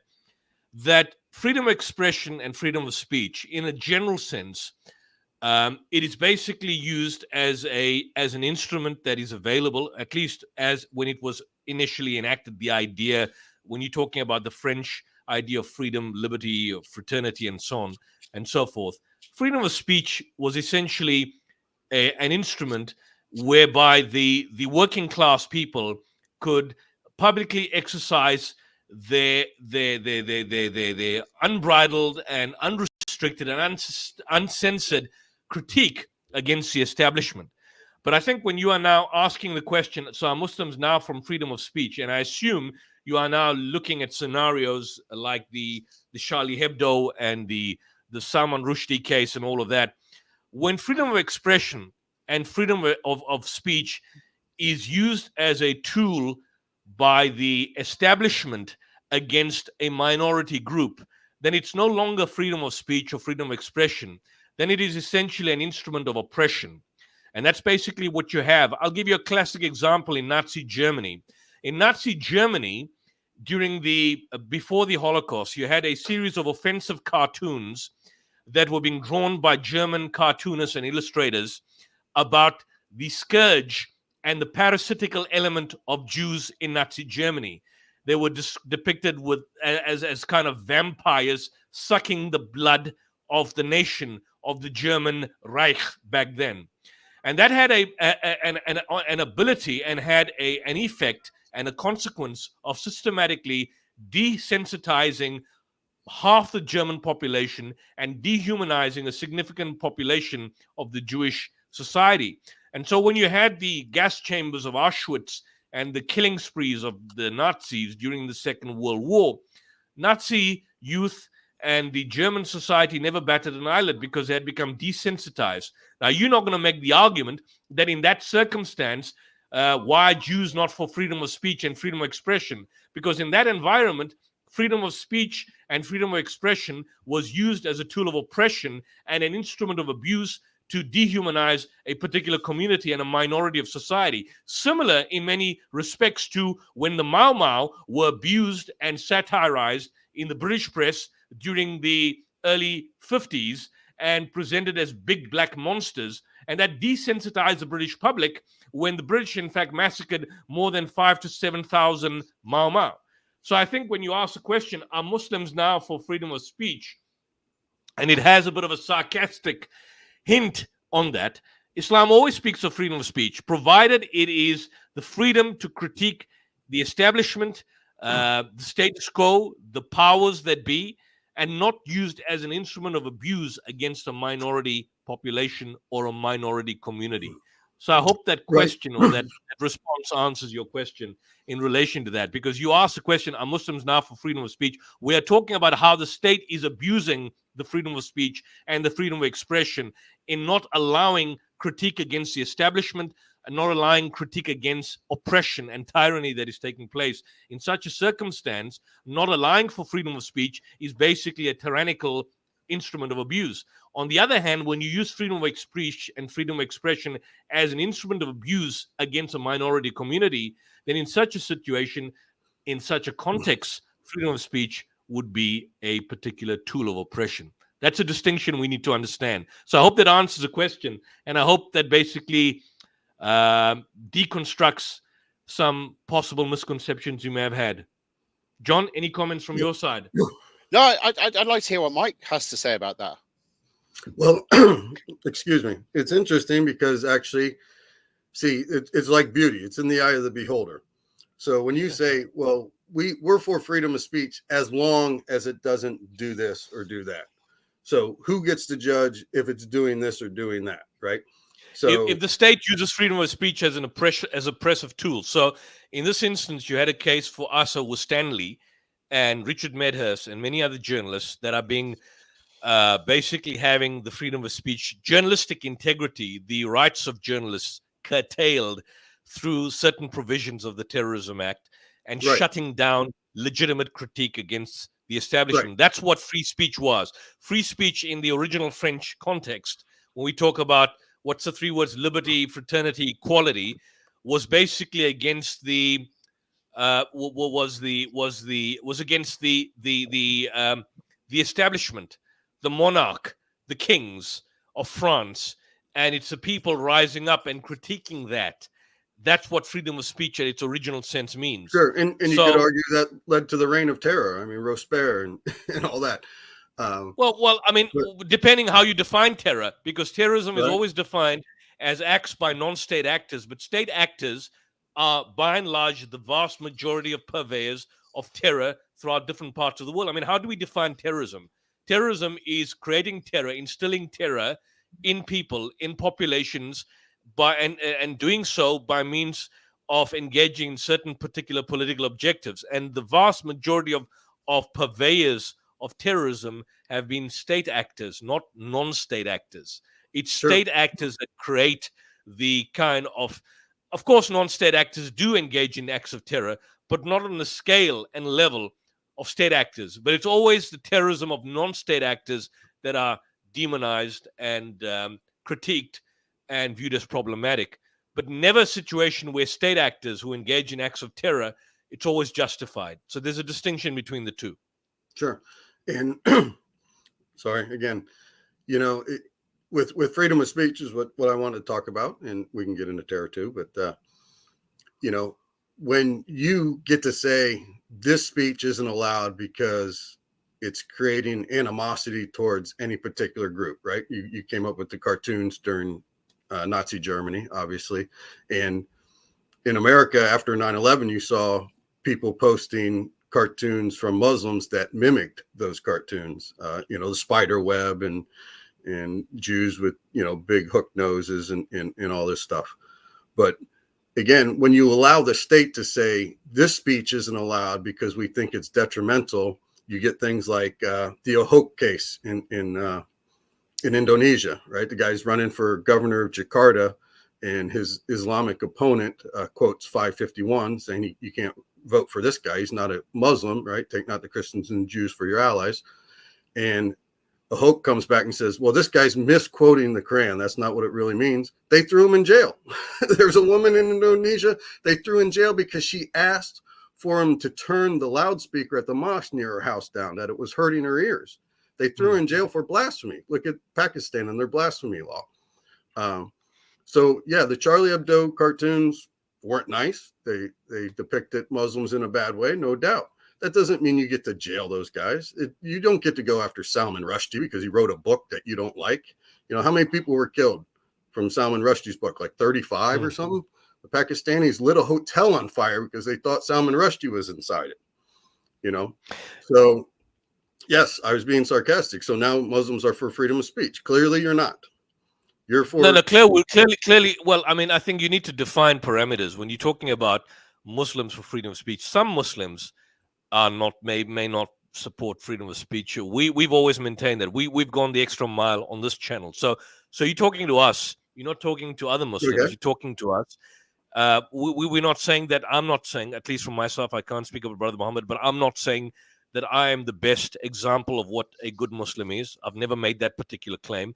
But all I can say is that from the Islamic perspective, it always allows critique and always allows debate. I mean, historically speaking, the historical Islamic precedent has been that there's been vigorous debate in Islamic history, which was never allowed in Christian history or European society in ancient times. So I think the fact that you may have a situation where there may be curtailment of freedom of speech, I think the statement, so are Muslims now for freedom of speech, creates an unnecessary monolith that does not exist. Because you make the assumption that Muslims are not, so are now Muslims for freedom of speech. You make the assumption, you start off from the premise that Muslims de facto are not for freedom of speech, which is totally false. You get the point? So the question is inaccurate. Yeah. I talk to a lot of Muslims, and I've rarely come across any that are for freedom of speech. Well, you're speaking to us now. You're speaking to us now. We are for freedom of speech. So you're now speaking to. You say you speak to a lot of Muslims online or in your personal one-to-one basis. I mean, I don't know, but I'm telling you, you are speaking to us, and we for freedom of speech. We for critiquing the establishment. To a certain extent, even Salman Rushdie, for that particular example, I'm not in favor of banning his book. I would rather debate him, and critique the postmodernist enterprise of his particular book. Challenge him to a debate, deconstruct his ideas publicly in the form of a debate. Now, I may be different, but I'm saying to make the assumption that Muslims are not for freedom of speech is totally false. There's 1.5 billion. You may have possibly spoken to a small segment of Muslims. You are quite often on this particular show, and you are familiar with our position. That's great. I appreciate you being for freedom of speech. I wish Muslim governments would be as well and would pass laws and would eliminate blasphemy laws. Again, you go to Pakistan, the one governor who spoke out against their blasphemy law was killed by his own bodyguard, and the bodyguard became a national hero. But hang on. Even in Pakistan, by the way, whilst you have a situation that possibly is in legislation, we need obviously to unpack that legislation. I'm not here to defend Pakistan. I support Imran Khan. We see what's happened to him and how they've jailed him. Right. The point is that we've never had a situation where the Pakistani blasphemy law has been invoked to the extent where anybody has been executed by the state. They kill them before they get to court. No, it hasn't happened. It happens by groups, by individuals, by sporadic individuals, but you don't have a situation where the state has basically executed the individual for blasphemy. In other words, entrenched in legislation, and then, of course, the implementation of that. It hasn't happened. It hasn't happened since the time of Muhammad Ali Jinnah. This is a fact as it stands. They get There's a lot killed to be before said. they get to And court. by the way, when you talk about Pakistan, I mean Pakistan, although it could be there are fragments of religious elements within the Pakistani military state. By and large, it doesn't present itself as an Islamic state. It's a secular state. It's a secular state. That's strange. I'm So, pretty sure it's so called the I don't see Islamic. what the argument is, because you are critiquing Pakistan and seeing that as symptomatic of a Muslim problem. Right. In Indonesia as well, Saudi Arabia, Egypt. Yeah. They all have anti-freedom of speech laws. The UK itself, you guys are in the UK. I wonder what John thinks of, like, what was that chick, the Canadian, Lauren Southern, was in like Luton, and she's handing out a flyer, was Allah gay. And the cops came. What about the United States? What about the United States? Does the United States not have, I mean, you speak about the First Amendment. Does the United States not sue journalists and hold journalists accountable, and in many instances arrest individuals that engage in freedom of speech? Has that not happened? Yes, we have failed our freedom of speech. Terry Jones comes to mind up in Detroit. The guy Alex Jones himself, I mean, he's got a $1 billion lawsuit against him for his comments. He just simply made comments on the on what's killing the shootings that took place in 2011. What's happened to him? They've shut down his entire channel. Right. Yeah. So I'm saying, what about Julian Assange as one example? What about Julian Assange? They want to execute Julian Assange. Well, I mean, what about Edward Snowden? So I'm saying that you're giving examples of Indonesia, Saudi Arabia, Pakistan, and many of these other countries, but look at how your nation persecutes individuals. And what did Julian Assange do? What did he do? He exposed war crimes being committed by your government.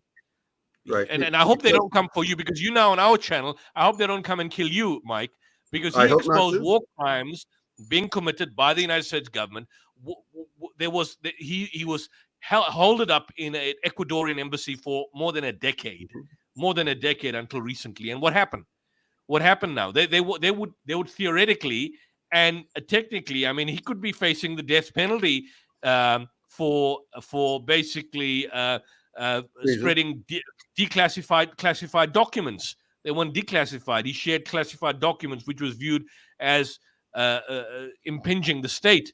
So I'm saying let's have a particular consistency here and a moral standard. I absolutely agree. America has failed its morals and freedom of speech on many occasions, but we do try to go with it. We do have rulings like I don't know if you're familiar with the Skokie ruling in 1977 or the Westboro Baptist Church ruling recently. So we do defend freedom of speech to some degree. I think maybe to the largest degree of any nation on the planet. But again, I was wondering, John, what did you think? I mean, I think the issue of freedom of speech and the issue of religion are just entirely separate, because if you try and say, you're saying I've spoken to a lot of Muslims and they don't seem to agree with freedom of speech. If I said, well, I've spoken to a lot of Jews and none of them are genocidal, or I've spoken to a lot of Christians and all the ones I know are not racist, it doesn't prove anything.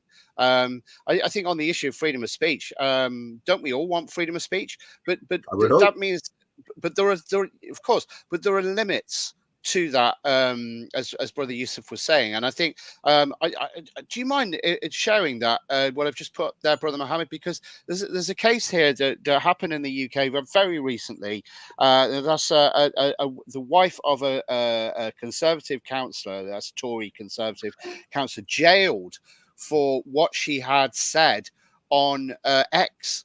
And the exact content of that I cannot share with you. However, I do know that it was extremely vilely racist and inflammatory. And the reason why she was jailed, I'm not sure she should be jailed for this. Actually, I'm not sure about that. But I'm pretty sure that there's a point at which what you are saying is so inflammatory and so vile and inhumane. There has to be a line drawn somewhere. But I understand why people are concerned about limitations upon freedom of speech. But maybe it's a balancing act. But I think we're kind of talking in riddles here, really, because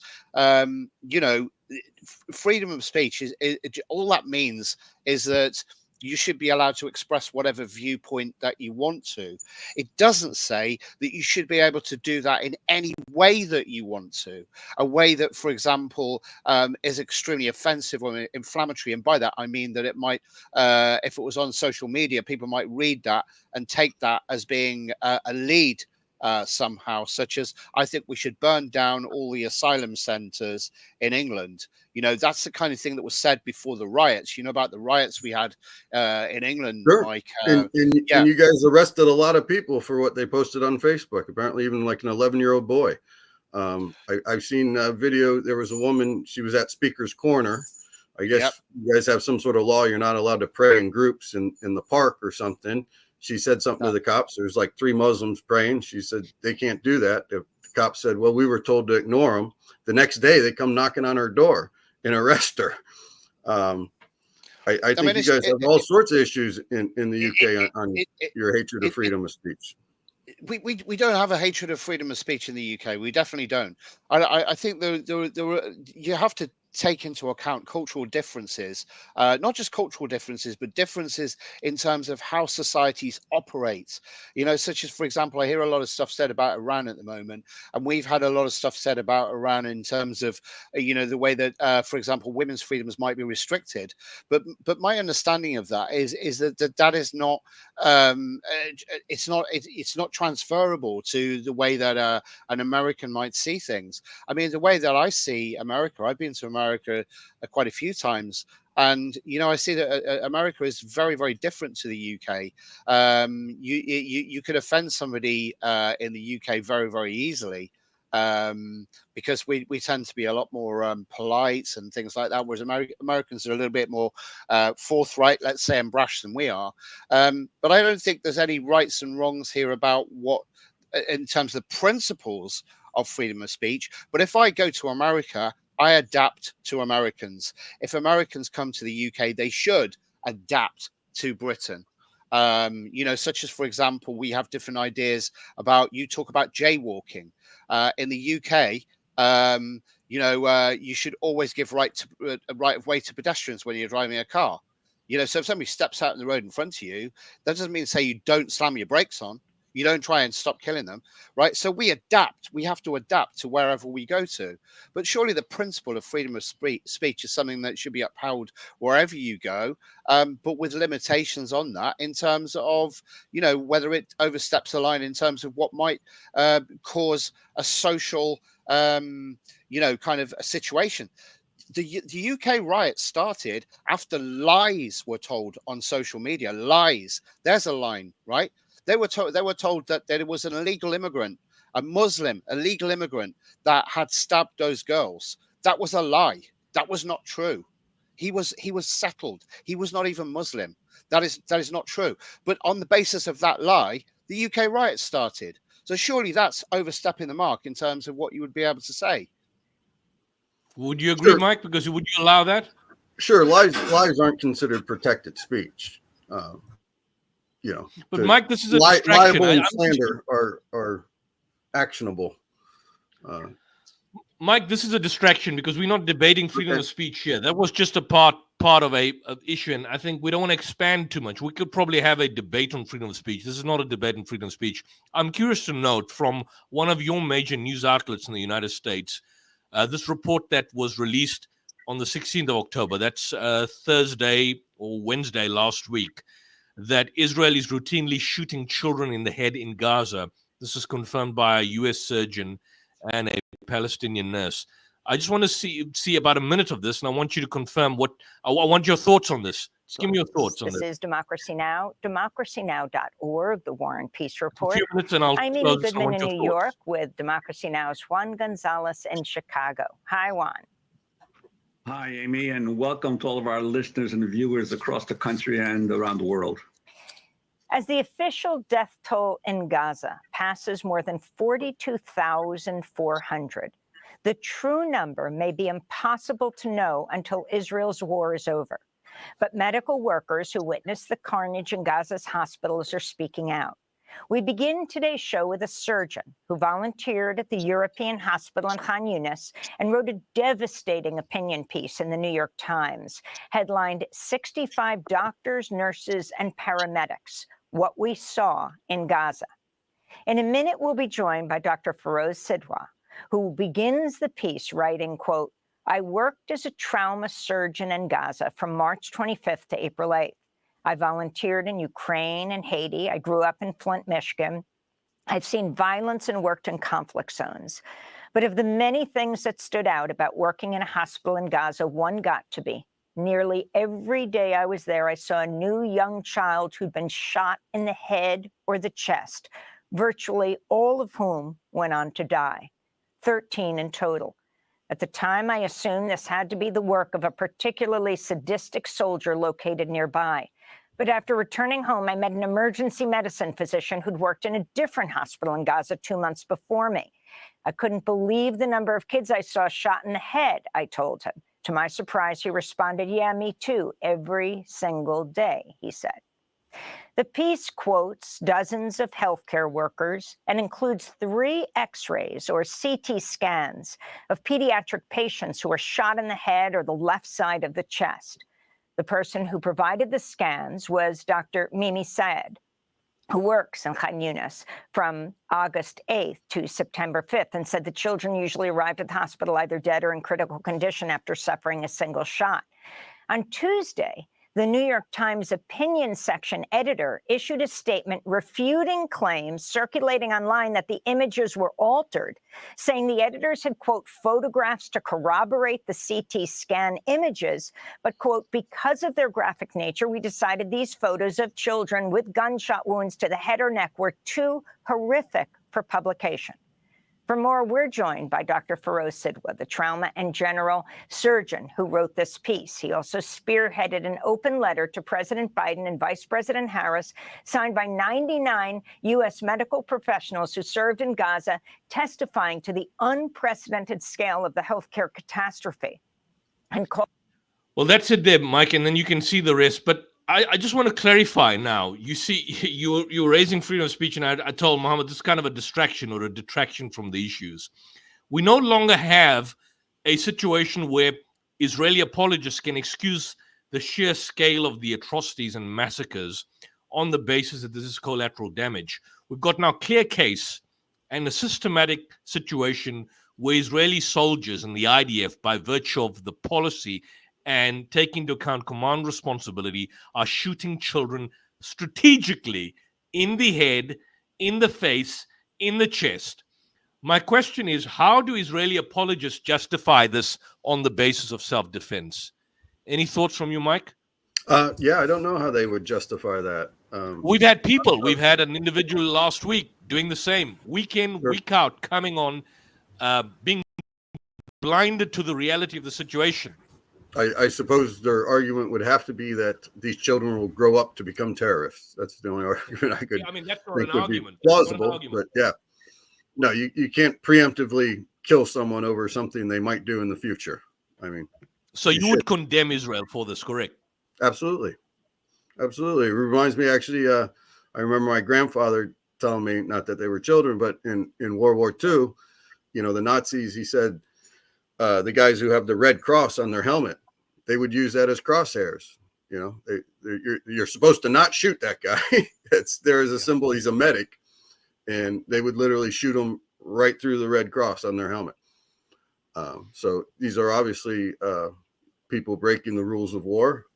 You're not allowed to intentionally target non-combatants, and it's horrific.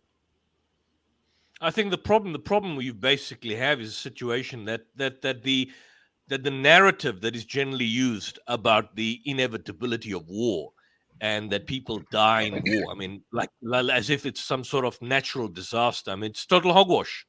It's total hogwash now. Wa alaikum salam wa rahmatullah wa barakatuh. We've got a very special guest, to be honest, just joining us now. I do apologize for breaking this discussion up, but we got Brother Hassan, and we also got our Ustad, our teacher, Aladdin, who is also Palestinian, and he's got family members also in Palestine at this current moment. So I would love to hear from our beloved Sheikh and teacher. جزاك Assalamu الله خير. alaikum. عليكم السلام ورحمة الله وبركاته. أخي, actually I joined you because I was offended by a statement that Mike said as soon as I came in. So therefore I joined you. Mike, do you hear me? You were saying a while ago, those kids will grow up to become a terrorist. What do you mean by terrorist? Those kids who've been shot, who've been living under incubation, after all they passed through, now when they grow up, you call them as a terrorist? Why did you call them up as a terrorist? Well, I think you misunderstood the content of what was happening. Yosef asked me, how could a Zionist apologist justify killing a child? And I said, well, I would assume they would have to say, and that's why I said that the child would grow up to be a terrorist. I wasn't saying that. I was putting myself in the position of a Zionist apologist, as okay. Yosef I appreciate that. I do apologize if I misunderstood you. No but problem. I would like to say something to everybody here. I mean, before you talk about the situation of the Palestinians, those people in Gaza, those Palestinians in West Bank, I would like each and everyone to imagine yourself and put yourself in their shoes. I mean, before you talk about them, try to imagine yourself living in their situation. I'll give you an example. And this example is a personal example happened with me, myself, which is happening right now while I'm talking to you. And God is my witness. My sister has a cancer and she finished with her chemo, but she still has to go to another hospital in Jerusalem to carry on with her medication. And she has to get a permit from the Israeli, the Zionist, so she can go into Jerusalem. She's living only on the border of Jerusalem, outside Jerusalem. And for more than 2 months, she cannot get a permit to go to the hospital, to continue her medication. They told her, if you will get your permit, you will be staying in a hotel nearby the hospital. And you will not be allowed to go anywhere except walking from the hospital to the hotel, from the hotel to the hospital, nothing else. You can go nowhere else, or otherwise you will be caught. Until nowadays, for 2 months, she wasn't able to get the permit to go and continue her medication. She's a cancer survivor for almost 5 months, and she's almost in stage 4, and she's still suffering. She cannot get her permit just to go to the hospital. So this is the situation they are living in right now. Not now, ever since. See, so I hope that when you talk about Palestinians, I hope that you can put yourself in their situations. And you can, I mean, try to imagine how could you live in such situations. And when they try to defend themselves, they will come and they call them as a terrorist. I mean, with all due respect to you, if you go to the West, you, Mike, for example, or the other guest, I think his name is John. You see? Yeah. If you have a pet in your house, if you have a dog in your house, and someone passed by your place, harm your dog, or he tried to beat your dog, or throw a stone or do something to your dog, what would be your reaction?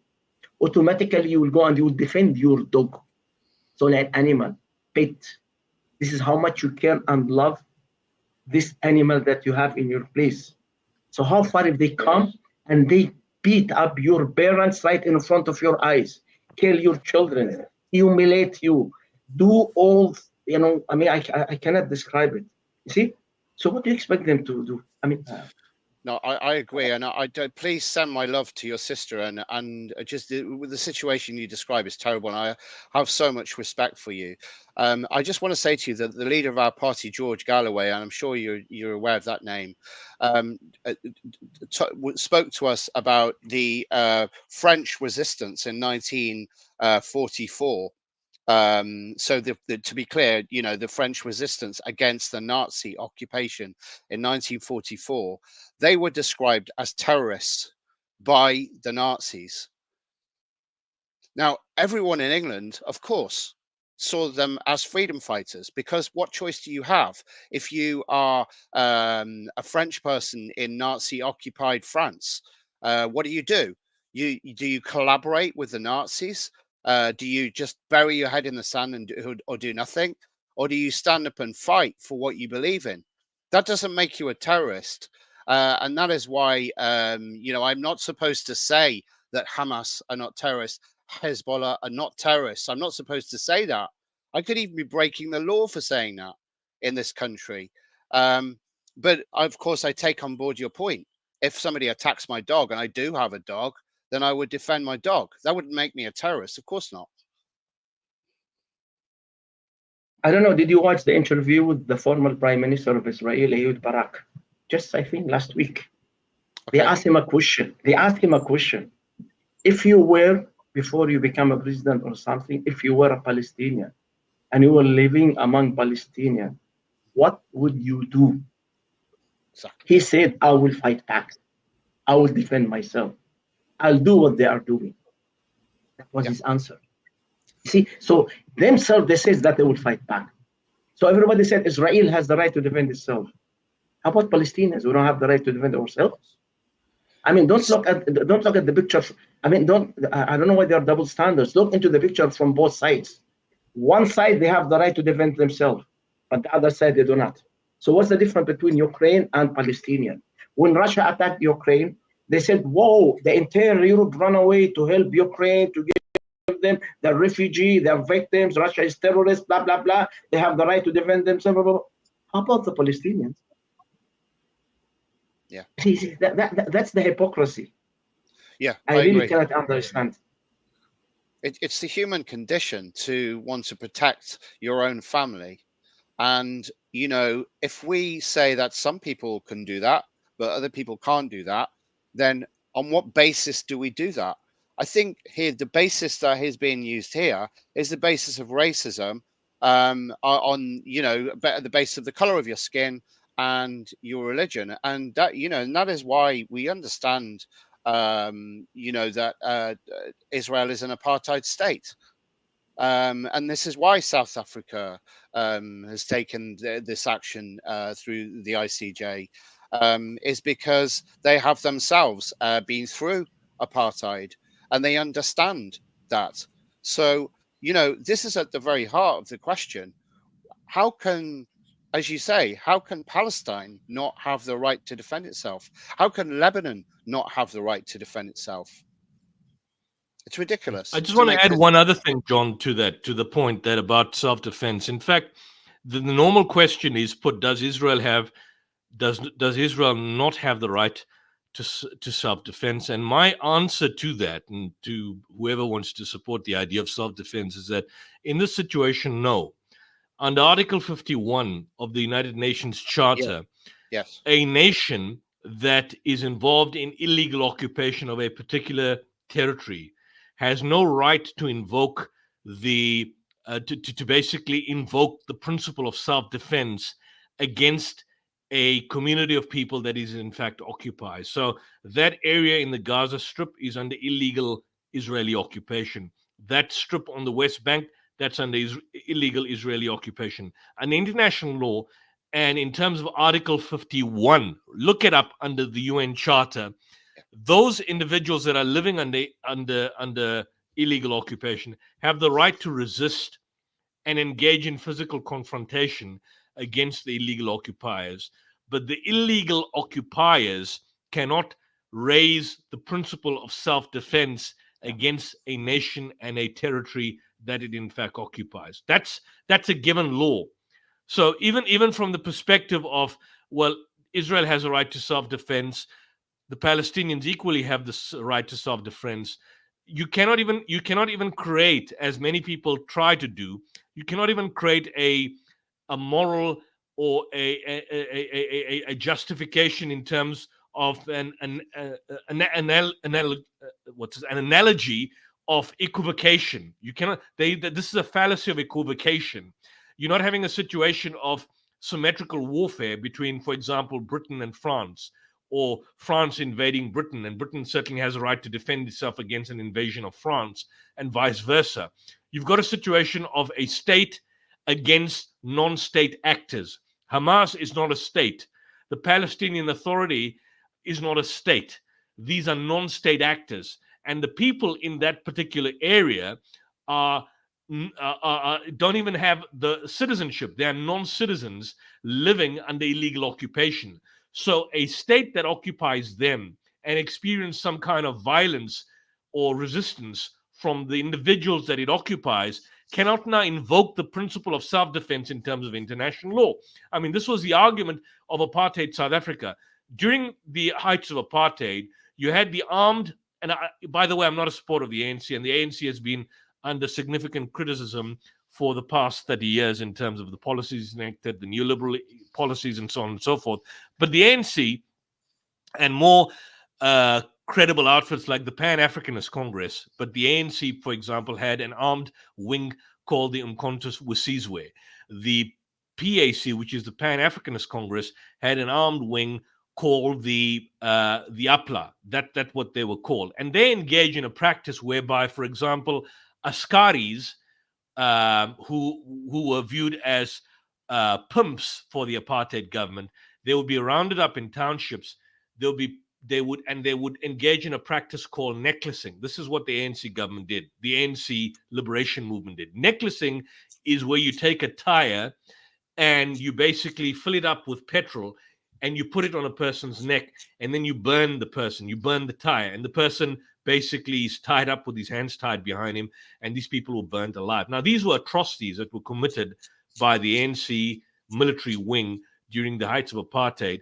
But even in such a situation, no one made the claim that apartheid South Africa had the right to defend itself. In fact, apartheid South Africa did claim it had the right to self-defense in a similar manner that Israel is now claiming it had the right to self-defense. But the atrocities committed by the armed military factions of the ANC government during the heights of apartheid were far worse than anything that Hamas, in fact, did. Far worse than anything Hamas did. And yet nobody today would basically, the so-called liberals that would be in the forefront to criticize Hamas and Hezbollah and so on, nobody would, for example, go and criticize the ANC government in terms of what it did or during when it was a liberation movement, and particularly its armed wings. So just to clarify that one legal principle, Israel does not have the right to self-defense in this instance, in this context, because it is occupying people, and Article 51 prevents it from invoking the principle of self-defense. So I just want to clarify that particular aspect so that people know and are in fact aware of this situation. Okay, I do apologize. We've got a list of questions here, and I want our teacher. We don't have our friend Anam on board, do we? No, Anam's not here. Thank Alhamdulillah for that. I want to get our teacher Aladdin to answer these questions, and if anybody else also wants to say a few words regarding these questions. So the first question is regarding the Palestinians. Don't they have any members in the Knesset? What's the situation with that? If anybody wants to share their thoughts. Okay, Ustad Aladdin, are you there? I think he's not there. Okay. So we had a list of questions from Sister Hindsight. Don't the Palestinians own their own businesses? Do they vote? Do they own homes, cars? Brother, I was reading her comments actually in chat. Brother Yusuf just said a state, and he was talking about a state. What is the definition of a state? State is that you have your own borders, you have your own airspace, you have your own military, you have your own government, you have your own sources of life, you have everything that you need to live. Come to the Palestinians. Control. Yes, you have control of everything. You have your own passport, your own citizen, everything. Come to the Palestinians. They don't have their own borders. They don't have their own airspace. They don't have their own military. They don't have their own airport. They don't have their own port. They don't have their own electrical sources, water sources. They don't have their own bank. They don't have own anything. They cannot own anything. If you want to travel from a village to another village, you have to pass by couple, 3 or 4 of checkpoints, and you cannot pass through them if you do not have a permit from the Israeli. So you can travel from a place to another place. You cannot even travel within Palestine itself without permit. And I gave you an example, my sister, who is not allowed to go to Jerusalem to continue her medication. You're talking about the business? Okay, they have business. Business only inside. Your business is based on what? On banking. When you go to the bank, Palestinians, they don't control any bank. All banks being controlled by Israeli. So there is nothing. Imagine even our water sources, electrical sources is controlled by Israeli. We don't have it. You know, the only thing that they cannot control is oxygen. If they even could control oxygen, they will control oxygen on us. So they can give us oxygen whenever they want or not. You see, they lock us up in a bigger jail by building this wall. Then they lock the door on us like animals. They open the doors whenever they want. They lock it up whenever they want. Whenever they want to lock you inside your village, they will put their military and their checkpoints. They have their settlers, but they are living all around Palestinian villages, and they jump into the Palestinians' villages, skirt, threaten Palestinians. Even olive trees, they steal the olive trees from the farms of the Palestinian, bring it to their settlement while the military is watching them with the help of the military. They leave their dog, you know, my sister there, you know, my other sister, they have their, you know, it's an olive season. They have their olive farms. They cannot go there. They're not allowed to go to their own farms. And sometimes they see the settlers in their farms getting their olive, and they can do nothing about it. Why? Israeli IDF is watching them. And if you come close to them, they'll shoot you dead. They'll call you as a terrorist. So this is the life you are talking about. We don't have our own states. We don't have our own country. We don't have our own currency of money. We don't have our own nationality. Nothing. If you open the Palestinian passport, you know what you will see inside? Inside the Palestinian passport, you will see only what they call Palestinian passport. It's a copy of your Israeli ID. They just put a copy in there. It's documents. Doesn't mean nothing. If you want to visit, for example, Palestine, coming out of Palestine, for example, if you pass through Jordan or through Egypt going to Palestine, you know, there should be a borders. This border should be controlled by Palestinian. No, it doesn't. They are the Israeli in the front. So they are the one who decides. If you can go in, you will go in. They'll pass you to the Palestinians. If not, go back. You even cannot control nothing. So this is the answer for your question about having our own business, our own state, our own whatever they lie to you about.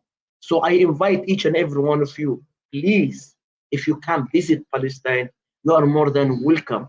Come and see it for your eyes. See facts that they hide from you. No wonder Israel is not allowing any international media to show you nothing from inside. It's only social media that exposes them. If you go to the news, they cover it up. They control everything. You cannot show reality. So I hope that this answer here, ya akhi, jazakallah. Yeah, very, very powerfully put, to be honest.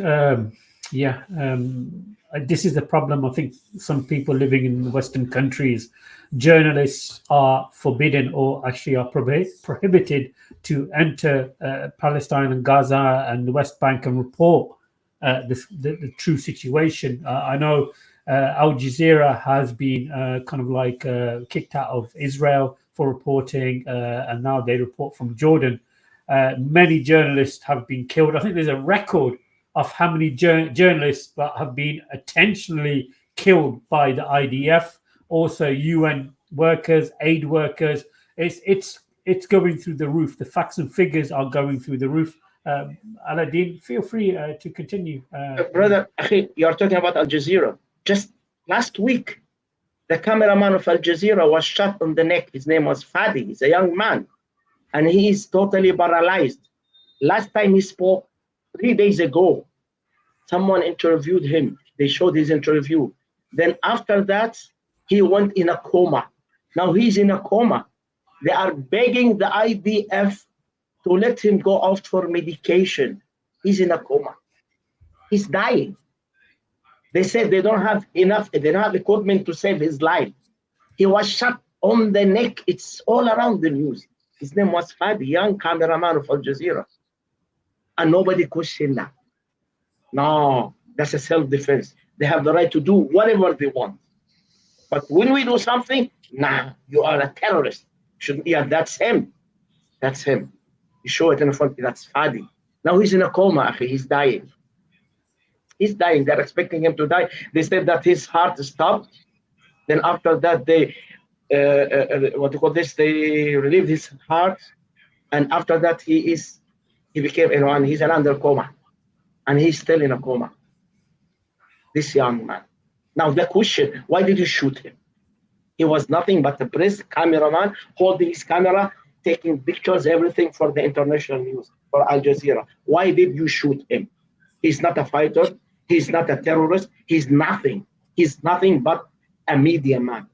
Even in Lebanon, what do you call this? The international forces? What do you call them? UN forces? United Nations. They were shot by they were shot by the ADF just 2 days ago. Why nobody's talking about that? I mean, why nobody's complaining? Why they are above the law? Why they can? Is it to defend yourself, to kill those who they are in between Lebanon and Israel, to protect Israeli and Lebanese, to stop the war for the protection of both sides? You are even shooting those who they are there to defend you. Terrorists who are living under them in a tunnel or in their tent. I don't know. Why nobody's talking about this? You know, it's drive us crazy. Wallahi. Brother Aladdin, I really appreciate you coming on. I can hear from your voice, and I definitely can feel the pain.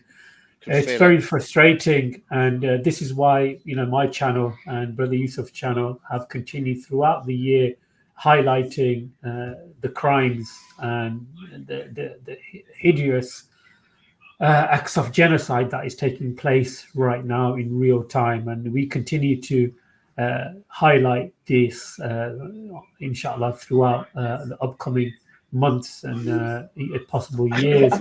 It's killing me. It's killing me. I called my sisters. Wallahi, I called my sister in Palestine. She's crying out of pain because of cancer pain. Wallahi, she's crying out of pain, and she cannot go to the hospital.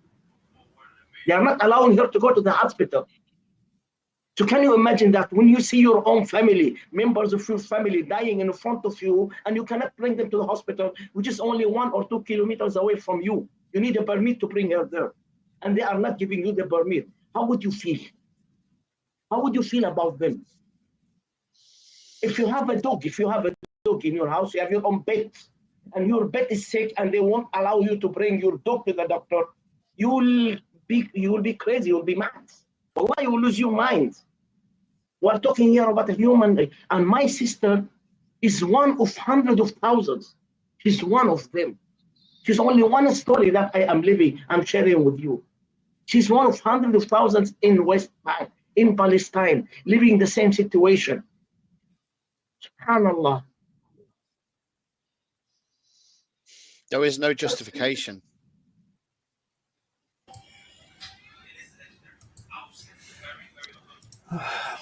I'm lost for words. I'm lost for words. I can definitely, we need to give a platform. We need to give a platform to this man because, Aladdin, your story is more real because you're there right now. The details of this story are, having an effect on us emotionally. I think those watching. I think that.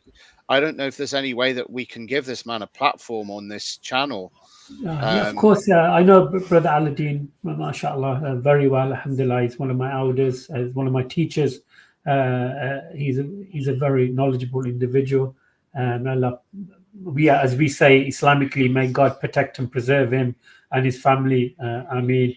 And make it easy for his family. But yes, he's always welcome on this show. He knows this channel very well, and I would love to maybe get him on with Brother Yusuf and maybe do a one-to-one because we need to get these stories out there. The problem is that YouTube and social media hide these stories away from the masses, and this is why my channel has received strikes and bans and warnings, because we are continuing to highlight the genocide. And believe it or not, even some of the titles that I have, like for example, this title is Israeli genocide in Gaza. YouTube straight away, as soon as they see certain words, they start to kind of like, how do you say it? Unhighlight your channel. So, I've been told to kind of skip out certain words in the title so I get more of an audience. But I would love to get some more advice on that. But if anybody else wants to contribute and share their thoughts before we end the show, that will be please put the Aladdin's channel. Our teacher has his own channel there, Aladdin Dawa. So if you're able to subscribe, go there and support the channel. Please do so. But it will be fantastic to get Aladdin on to share some of the real life stories that people are going through right now in that blessed land of Palestine. I was actually reading a book, and I'm going to go off topic regarding Jesus, peace be upon him, and his disciples, and how much Palestine was mentioned, and certain parts of Palestine are mentioned in the Gospels and in the Scriptures, and how blessed this land is, where the prophets and messengers walked in that land, and they lived in that land. And now what we are seeing right now is the total destruction of that beloved land.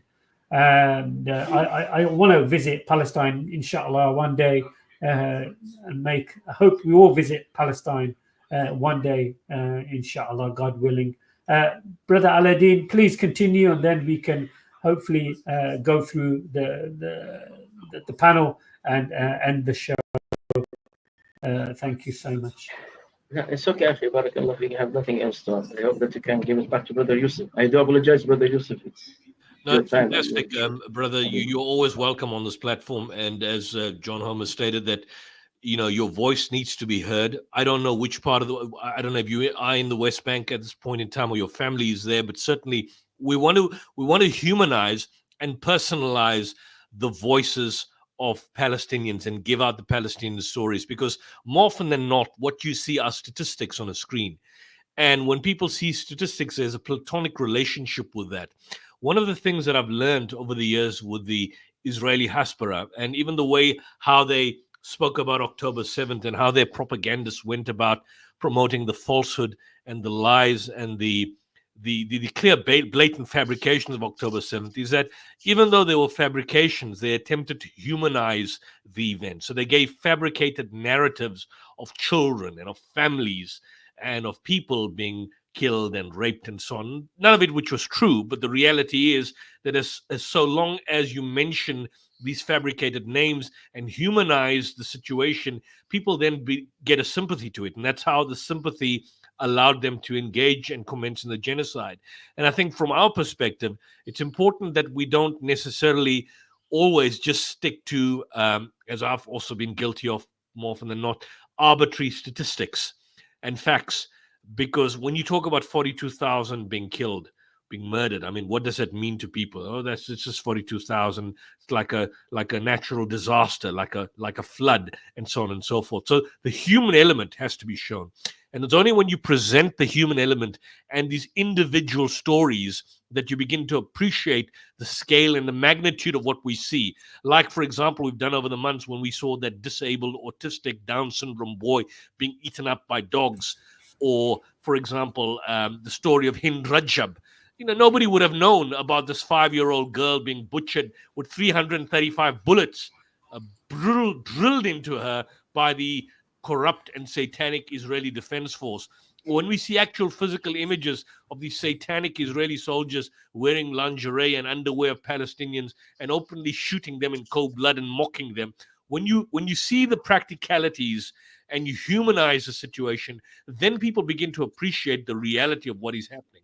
Otherwise, facts and figures sometimes go above people's head, and people just basically see this as just another inevitable collateral damage, which is the consequence of war, which is what some of the corporate media, like Talk TV and GB News, attempt to present. We want to break that kind of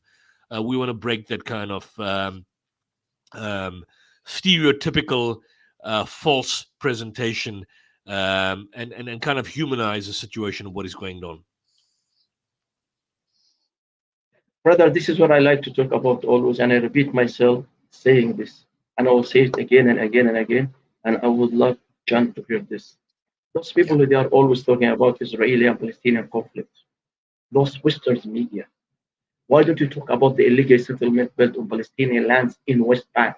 Why they don't talk about how they humiliate us Palestinians in Israeli checkpoints, which they call in Hebrew mahzum?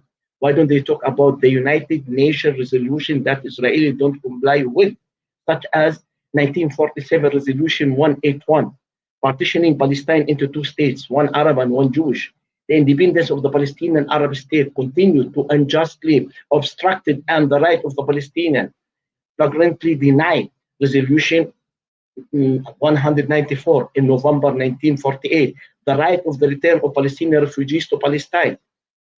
Resolution number 242 in 1967, the illegal occupation of Israeli Palestinian lands in West Bank. Resolution number 904 in 1994, protecting the Palestinians in the occupied territories from the Israeli after the Abrahamic massacre. Why they are not talking about all those things? Why don't they talk about December 30, 2022, just a couple of years ago, United Nations resolution against Israel at the ICG? 87 countries votes in favor, including China and Russia, against the illegal settlement and the illegal occupation of Palestinian land and the holy city of Jerusalem. Why they are not talking? I mean, why don't you talk about the United Nations Security Council for its part responded to the Israeli decision to annex East Jerusalem by issuing resolution number 478 in August 29, 1980, which include non-recognition of Israeli law regarding Jerusalem, and called on countries to withdraw their diplomatic mission from the city. Also, Resolution 1536 on October 28, 1981, declaring that any changes in Jerusalem area are illegal and against international law, and that such action are obstacle to achieving just and comprehensive peace. United Nations Resolution 2334, issued in December 23, 2016, confirmed that Israeli establishment of settlements in the Palestinian territories occupied since 1967, including East Jerusalem, has no legal legitimacy, and demands that Israel immediately stop all settlement activities and not recognize any changes to the June 4 borders, June 1967 borders. United Nations resolution in 1974 says in point number 5, the Palestinian people has the right to regain their rights by all means in accordance with the United Nations Charter. It affirms the right of the Palestinian people to independence and the right of Palestinian people to self-determination and the right to return to Palestine. You see, since in expression of the Security Council, USA used the vote, the veto vote, 88 times, and they vote 56 times out of 88 times in order to protect Israel from the veto. Can you imagine? United Nations used their veto rights 88 times.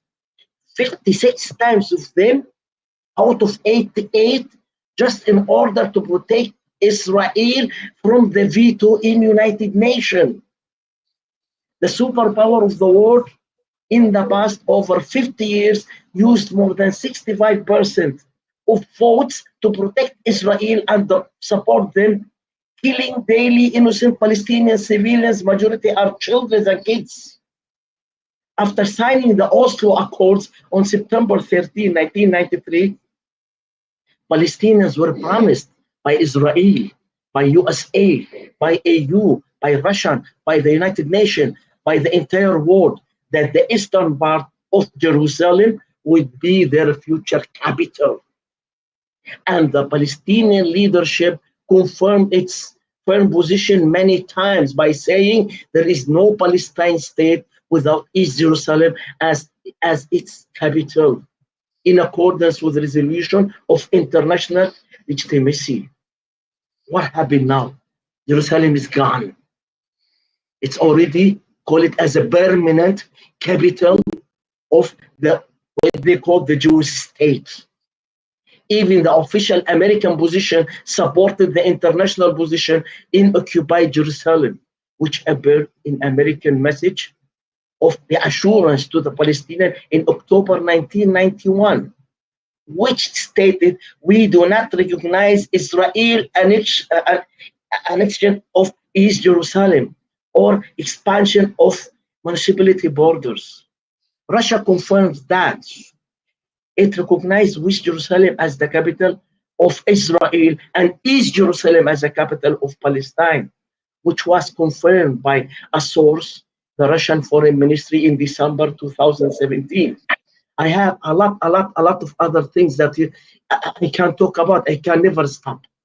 You see, they all condemn October 7. Everybody.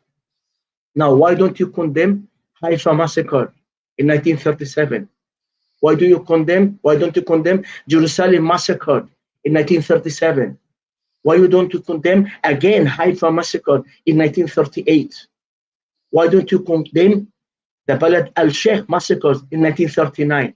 Why don't you condemn again Haifa massacre in 1939? Haifa massacre in 1947? Abbasiyah massacre in 1947?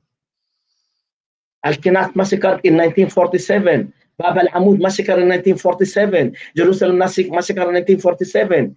Sheikh Barak massacre in 1947?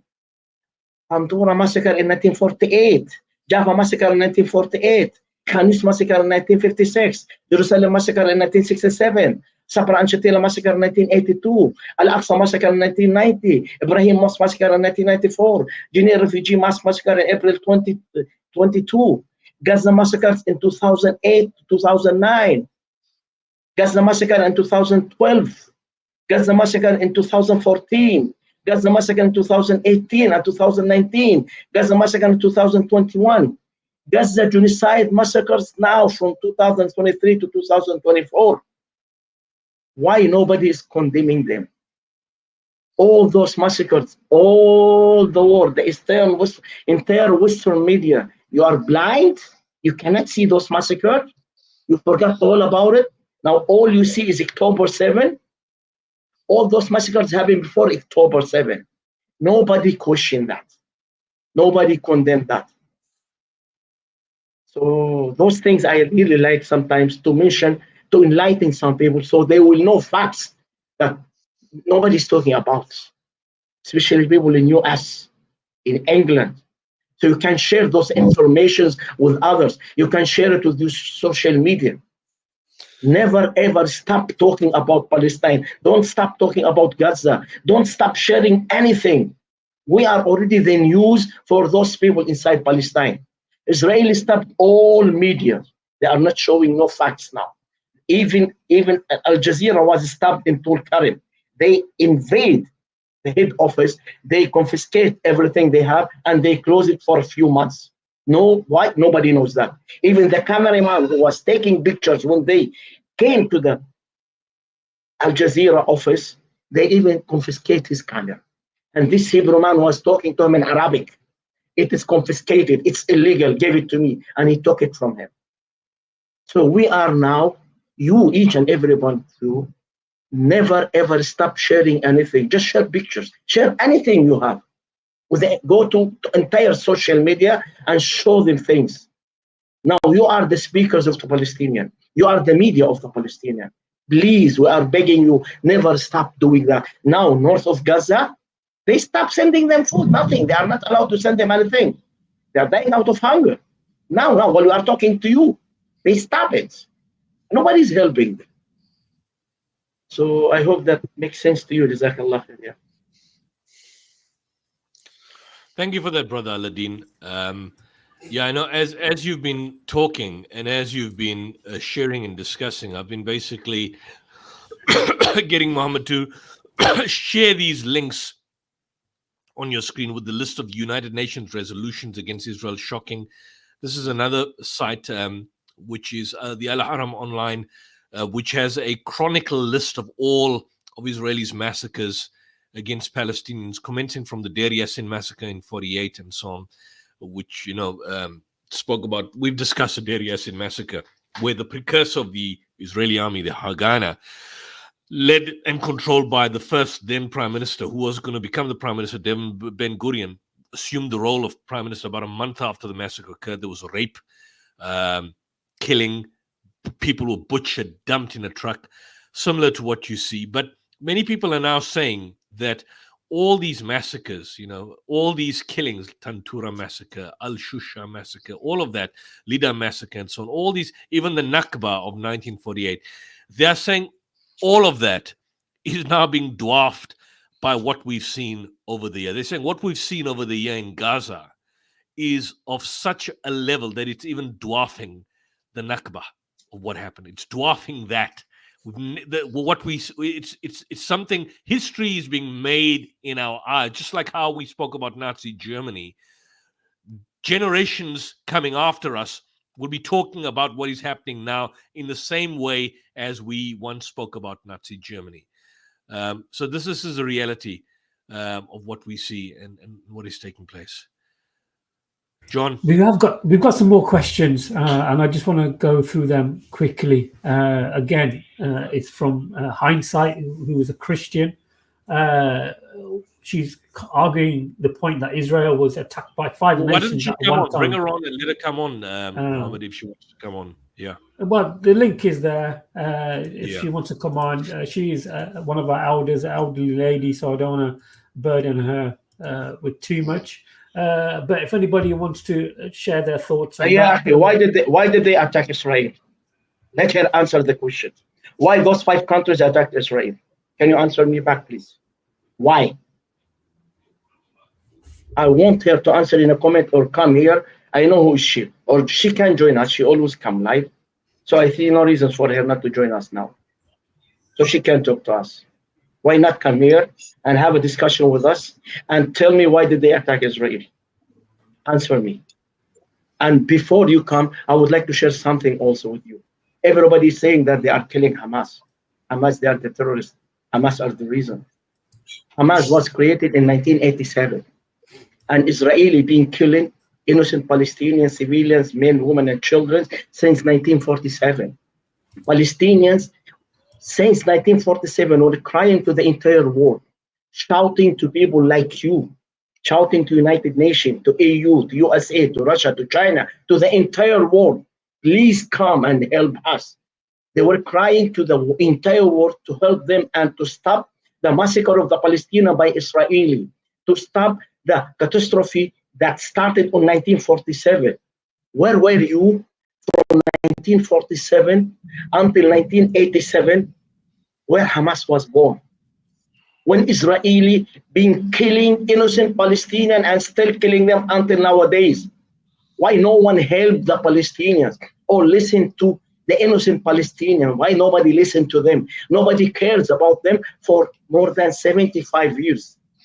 Now, when Palestinians decided to stand up and defend themselves on 1987, after they lost hope from the entire world to save them, resistance forces was born as a reaction to the action of the Israeli, which is killing the Palestinian and the illegal occupation and the expansion of the illegal settlement. So this resistance is a reaction for the illegal action by Israel in West Bank. What they did in October 7 is happening to the Palestinian daily since 1947 for more than 75 years.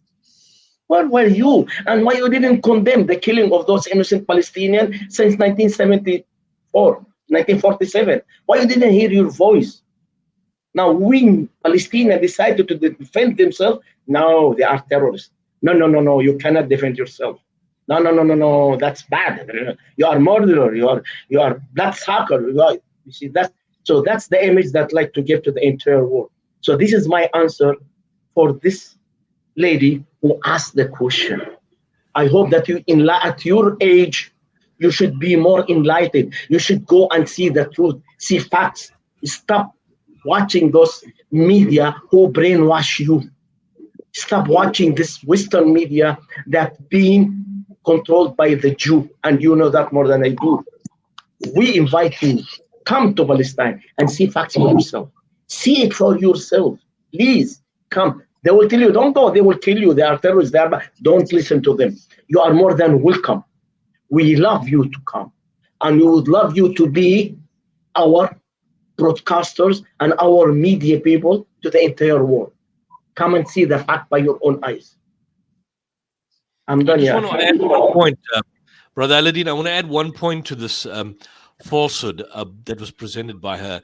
The normal argument was that is presented that Israel was a benevolent state, and somehow or the other, the Arabs just simply came, the five Arab nations, I think it was Egypt, Iraq, Jordan, Lebanon, and Syria, that had just been formed, by the way, and that these were the instigators of the attack. That was totally false. So, Sister Skull, if that's your name, let me just basically put forth an initial point.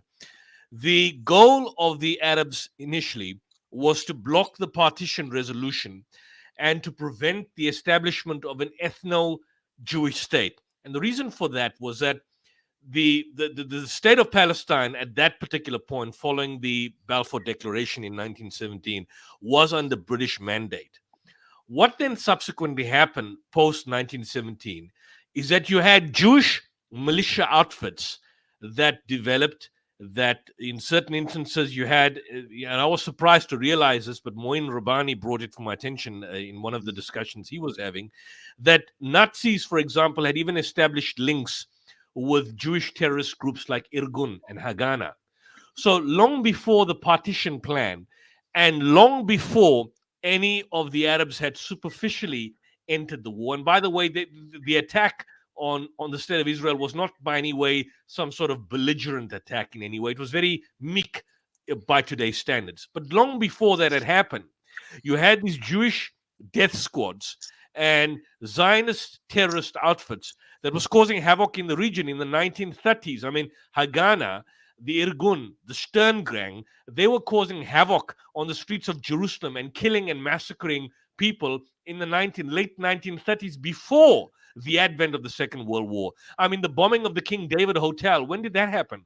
That happened in 1946, where British servicemen were massacred when the whole hotel was bombed. And when your hypocritical Prime Minister Rishi Sunak went to Israel, and apparently I believe he stayed there, or what was the remnants of the King David Hotel, not once did he basically raise a peak when they celebrated commemorated the bombing of the King David Hotel, when British servicemen were killed. So long before these Arabs came, that the story didn't come by these so-called five Arab nations attacking Israel. In fact, there was no actual physical attack. They intervened on behalf of Palestinian Arabs, and they lost, of course, by virtue of the belligerency of these Israeli killing death squads, when Palestine, which was then at that stage under British mandate, they were basically taking it up from themselves. Because if you look at the original partition plan of the United Nations, it apportioned a majority of the land to the Jews. No nation today would allow that. But the Jews and the Zionists were not even satisfied with that. Initially, it was about 57% that was apportioned and partitioned to the Palestinians. The Zionists were not satisfied with that. They took 80% of it, approximately 80%, not the 56% that was in accordance with the UN partition plan. And based on that, you had the intervention by the Arab states, but again, a very meek intervention. But long before that, you had these Jewish death squads and these terrorist outfits that was causing havoc and killing and murdering and raping en masse. So the intervention by, for example, Egypt and Iraq and Jordan and Lebanon, that were just recently formed at that particular point in time by virtue of balkanization, their intervention was more particularly a reaction. It's not, as people assume today, that no, Israel was some sort of benevolent, mild, kind refugee state, and these people were poor and they were struggling, and these Arabs came and they attacked them, and then basically they won. Got nothing to do with that. Absolutely nothing. And it's not me saying this.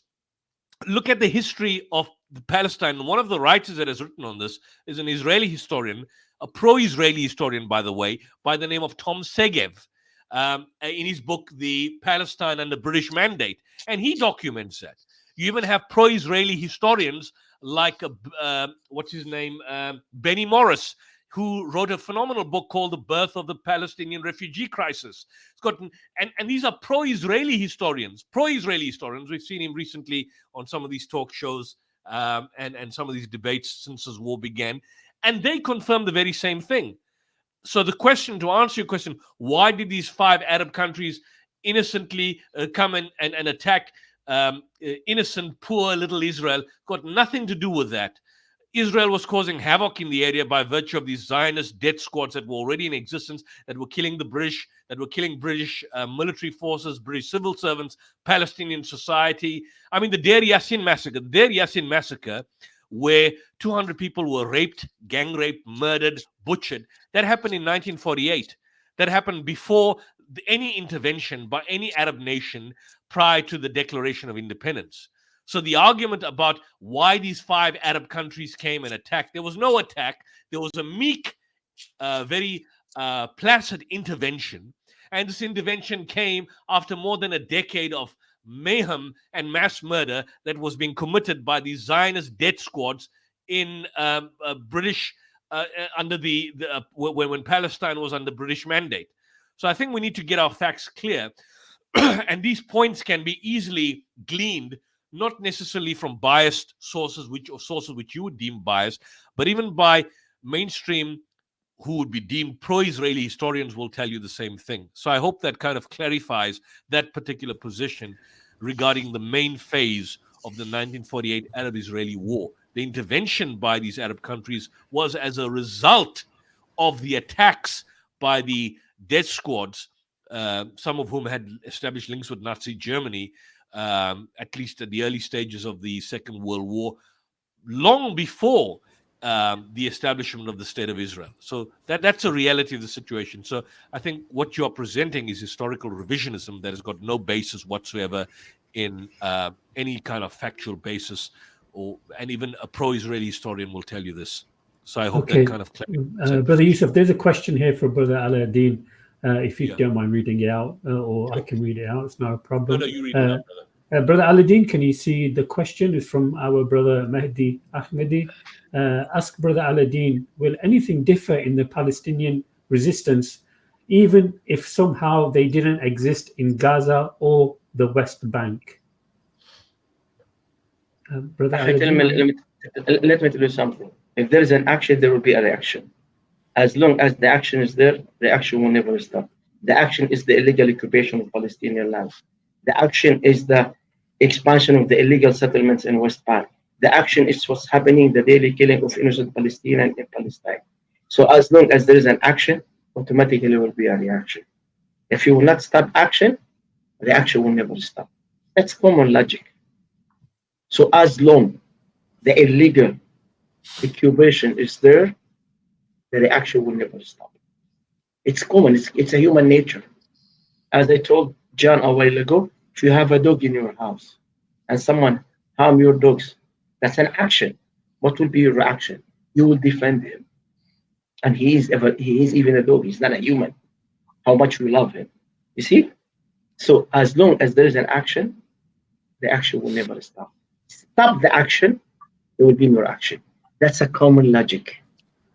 Other than this, nothing will happen. If you want to give us our state, give us a state that we can control. Give us the Jerusalem as our capital, East Jerusalem as you promised us. Don't sign in a piece of paper agreement. The next day, throw it in the West. Throw it in the West garbage, West can. It doesn't work this way.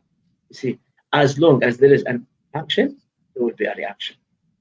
Yeah, and just to point to back brother Aladdin on that point, that the legal, it's a right that is entrenched in international law, and it's been passed by the United Nations General Assembly resolution. Reaffirms the legitimacy of the struggles of peoples for their independence, territorial integrity, national unity, and liberation from colonial domination, apartheid, and foreign occupation by all means, including armed struggle. So that right is affirmed in the context of self-determination of all people, and particularly in relation to the rights of the Palestinians. I mean, and you can even check this: the Palestinian right to resist. This is just I don't like Wikipedia generally, but I mean it's accurately revised if there's anything of false information. But it's a quick source of information for those who are too lazy to read books and do research. The actual term in international is a jus ad bellum. The conduct of resistance, of course, must be in accordance with law. This implies that attacks on Israeli military targets could be allowed, but attacks on Israeli civilians are prohibited. So, and we've maintained that point even from an Islamic point of view. So from the perspective of October 7th, let's assume that there were only soldiers killed, and they were shot dead in their sleep, for that matter. And they went inside, they were all sleeping, and they shot dead, all of them in one time. That would be legitimate. That would, in fact, be game on. Yeah. Nothing wrong with that. Nothing wrong with that. And so, from that perspective, international law allows it. International law allows Hamas to enter that territory, which is in the Kibbutz Be'eri area. It allows them to do that because it is a land from where their forefathers were kicked out, and their grandparents were kicked out and dumped into this open-air prison or concentration camp. So they're entitled to enter that land. There's no invasion. And they're entitled to shoot dead Israeli soldiers. And you can call it cold blood, but assuming Israeli soldiers were even in their barracks and sleeping and they were not at war, those Hamas soldiers were totally they were fulfilling their legal obligation to shoot dead Israeli soldiers. There'd be no problem with that. And that would be fulfilling the right to resist in terms of international law. Totally allowed. Problem with that. Sorry to interrupt, Brother Yusuf. Just to add to your point, really, the music festival that was attacked, pretty much all of those people at that music festival would have served in the IDF. So, am I right? They would. Yeah. So, I mean, people will obviously say it is very unfortunate that you would have had innocent people killed in that. There was, of course, a crossfire, and we now know that hundreds of people innocent people would have been killed in the crossfire, which included the Israeli gunships, I believe they're called, helicopters.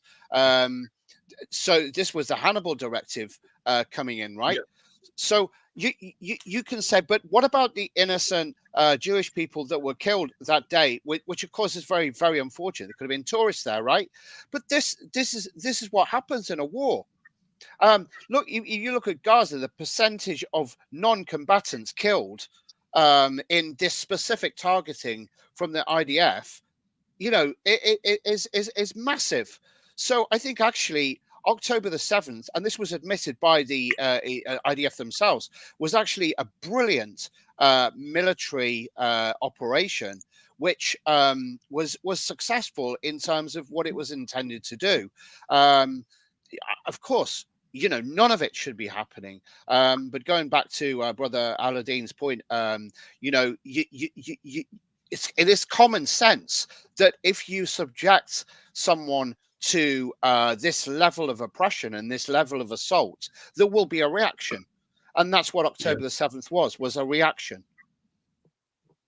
And I mean, certainly you've invoked this is a Haaretz report, so there's a lot of murkiness about what happened, but we've exposed the lies of October 7th. But clearly, this is the Israeli newspaper, that a lot of the civilians that were killed on October 7th were killed by not friendly fire. I want to add this point. It was not killed by friendly fire. Friendly fire is where, for example, there's a fight out or shooting between soldiers and people get accidentally killed by your own forces. That's not friendly fire. This is particularly targeting individuals. The directive where individuals are essentially murdered because in order to believe that it's better to kill them than take them captive. There's also another doctrine called the Dahiyya doctrine. I don't know if you guys, John, if you've heard of the Dahiyya doctrine. The I haven't heard of that one. Well, I mean, this is maybe this is a good time to share the Dahiyya doctrine. Dahiyya doctrine is something which Dahiyya is in Beirut. It's quite interesting that we mentioned Beirut when we talk about the Dahiyya doctrine. But the Dahiyya doctrine, it's an Israeli military strategy where they deliberately engage in what they call a large-scale destruction of civilian infrastructure, domicide, and even killing civilians to pressure hostile governments. So this particular doctrine, was invoked or came out for the very first time in the 2006 Lebanon War. And it's named after an area in Lebanon called Dahia. Dahia is an area, it's a neighborhood in Lebanon where Hezbollah had its headquarters in 2006 during the 2006 Lebanon War. And what they did was the IDF, particularly under a colonel by the name of Gabi Siboni, he made the point that in terms of this doctrine, Israel should target the buildings, should target the civilians, should target the economic infrastructures, and the civilian population, particularly. And the logic behind that, believe it or not, John, is to harm the civilian population in such a way that they will then turn against the militants and creating some sort of civil war, and thereby force the militants, in this case Hezbollah, to sue, to basically force them to turn for peace. And that's what they basically employed in the Gaza strategy, although people haven't mentioned this, where in a general sense they claim to have targeted, and this is, by the way, this is basically something that was covered in the Guardian newspaper, believe it or not. There's a journalist by the name of Paul Rogers. He's a professor of peace studies at what's the university called? I'm just checking the university, at Bradford University. I don't know how far that is from you. That's in Bradford, but I want to share this particular screenshot here. Bradford University. This is it here. He did an article about 10 months ago in relation to the Gaza crisis. Mohammed, here's the article from the Guardian newspaper. So it's not, again, Al Jazeera or a biased pro-Muslim paper. Here's it here. And if you can just share it on the screen there. I think if you've got it on the screen, Brother Mohammed. Yeah, here we are here. Just to expand this, Israel's use of disproportionate force is an established tactic with a clear aim. This is Paul Rogers, an emeritus professor of peace at Bradford University. And he states here, how to make sense of sheer intensity. This ignores another element, a specific Israeli approach to war known as the Dahia doctrine. It's one reason why I pause. First, let us take a pause. He goes into the infant mortality and so on, physical destruction and so on and so forth. And what he goes on to describe is that how this doctrine, in July of this year, he talks about the Lebanon war in 2006 and the significance of that war. He says it was directed at centers of Hezbollah power in the southern suburbs of Beirut. But the deliberate application of disproportionate force, such as the destruction of an entire village, if it deemed the source of rocket fire. One graphic description was that the doctrine was purely for purposes of creating a conflict. So the Dahia doctrine goes well beyond defeating an opponent in a brief conflict. It's about having a true lasting impact. Disproportionate force means that that extending to the destruction of the economy and state infrastructure with many civilian casualties with the intention of achieving a sustained deterrent impact. So this belies the notion of collateral damage. It belies the notion of accidentally killing civilians and simply targeting militants. The particular aim is purely with the intention of deliberately targeting causing massive civilian casualties, massive infrastructure damage, with the sole aim of hopefully achieving a situation that the population that have been devastated by the Israeli bombardment somehow or the other develop hatred for Hamas or Hezbollah or the militant force, and thereby somehow or the other create some sort of civil war within the particular area and turn against Hamas or turn against Hezbollah. So the Dahia doctrine has a clear aim, killing as many civilians as possible, with the possible aim that you then put the aim and blame on Hamas and say, look, it's Hamas that is behind this. So you need to turn against them and take out Hamas and take out Hezbollah, and then we will stop the bombing. So it's a strategic aim. And this again belies the notion of accidental killing. So for those out there who don't know about this, this is what it's called, the Dahia doctrine. The Dahia doctrine and Israel's use of disproportionate force, the punishing military doctrine that Israel is using. There have been articles here. What is a Dahia doctrine? What is a Dahia doctrine in Israel's war on Gaza? How Israel is using the Dahia doctrine. Israel's Dahia doctrine internationally violates international humanitarian law. This is the whole point. So people know this. These are sadistic policies that are in place. And reality, now we've heard of the Hannibal Directive. Now people are well aware of the Dahia doctrine, a doctrine that violates international humanitarian law. It's where you deliberately kill and target civilians with the hope that they turn against, for example, groups like Hamas and groups like Hezbollah. So deliberate or indiscriminate attack on civilians and impediments to the passage of humanitarian aid are direct violations of the rules of law or international humanitarian law in accordance with the 1949 Geneva Convention. So number one, it belies then and rubbishes then the notion of collateral damage. It rubbishes the notion of human shields, and it rubbishes the notion of invoking self-defense. Because when you apply this doctrine, you can't invoke self-defense any longer. You're clearly in violation of all the protocols of the Fourth Geneva Convention, the additional protocols of 1977 and 2005, customary international law, the Hague Conventions of 1899 and 1906, and the fact that you're a member state of the United Nations means that you've violated and shown that you're no longer bound by any international commitments. In such a situation, you can't invoke the principle of self-defense. You can't raise the fact that people are accidentally killed. You can't raise the fact that they're human shields.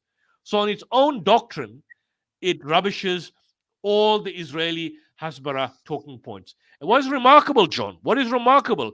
Have you seen this discussed on BBC? Have you seen this discussed on Sky News? Have you seen this discussed on Talk TV or GB News, who are the far more right-wing media outlets? No.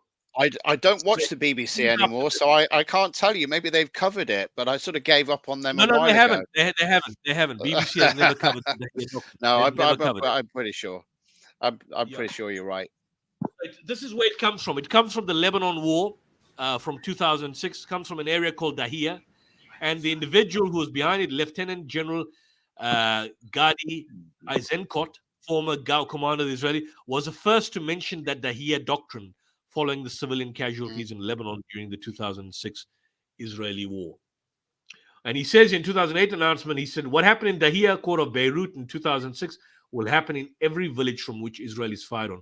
We will apply disproportionate force on it and cause great damage and destruction. From our standpoint, these are not civilian villages, they are military bases. This is not a recommendation, this is a plan, and it has been approved. And this is from which way? This is from the Yidioth Aronot. This is from the Yidioth Aronot, which is a news magazine in Israel. It's a well-known news magazine. In fact, it exposes a lot of the issues here. So again, next time you hear self-defense, next time you hear Israel human shields, next time you hear accidental casualties, next time you hear Israel does not intentionally, deliberately target civilian casual and cause civilians deaths, ask them, tell us about the Dahia doctrine. You will shut down any Israeli Hasbara propaganda. It's important for viewers out there that are listening to these streams. Some of the information that you get here from people like John and Brother Muhammad and Aladdin, and to a limited extent myself, the mainstream media won't tell you this. So use this information to confront the Israeli propaganda head on, because they've got no answer to any of these issues. Learn this, the Dahia doctrine.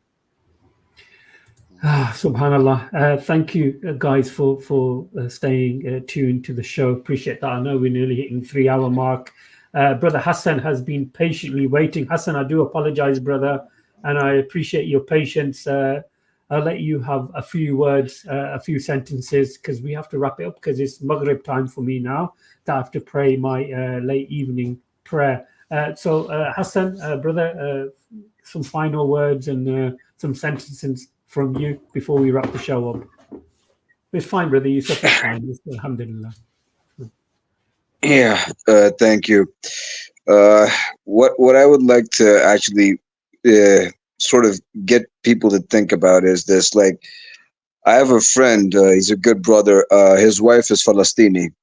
She lost the last relatives she had in Palestine last year. The last of them. Her niece and nephew. They died under rubble last year in late November. Now, I mentioned this because a lot of people recently, not a lot, but some people recently have been saying, "Oh, there are Palestinians around the world who don't have relatives in Palestine anymore." Well, yes, there are some. And why is that? Because those people in Palestine, the relatives they had once, have been butchered. They've been butchered by the IOF. They've been butchered by a, quite frankly, a psychotic regime. So if people were to carry this narrative forward, I fear that they will, at some point, lose sight of the fact that human life is so um, uh, is of value. It means something. It's not just statistics. Uh, and I think this is something that should be highlighted, just to think about, that there are people around the world, Palestinians, who don't have relatives in their own homeland anymore, not because they've immigrated, because they're dead and buried in that land, thanks to a a very a crazy genocidal regime. That's my take on this. Thank Okay, Brother Hassan, thank you so much. Just a quick one now. Mike's had a question for you, or you had a question for Mike. So I'm going to let you ask a question, and then hopefully we'll come to the end of the show. Hassan, did you have a question for Mike? I did, but I think what Mike and I have to talk about is it's quite frankly useless at this point. I think it would just take away from the real issue at hand. I think that's something that he and I can discuss later on. Sure. I just saw in the Appreciate that. back chat you said, "Can I ask Mike something?" And obviously we went on Okay, no another track. problem. So I What jumped back we on. do now, I've just got some information. Bear with me, guys. I just want to show you this screen that I've just got on the other side. Let me just see if I can. Okay, this is updating. And again, we look at numbers, and these are people. These are people who have been killed and murdered and martyred. This is an update 1 hour ago. We've gone past the 42,500 people have been killed now in Gaza. Over nearly that is nearly 17,000 are children. You got injured. More than 100,000 people have been injured. Missing over 10,000.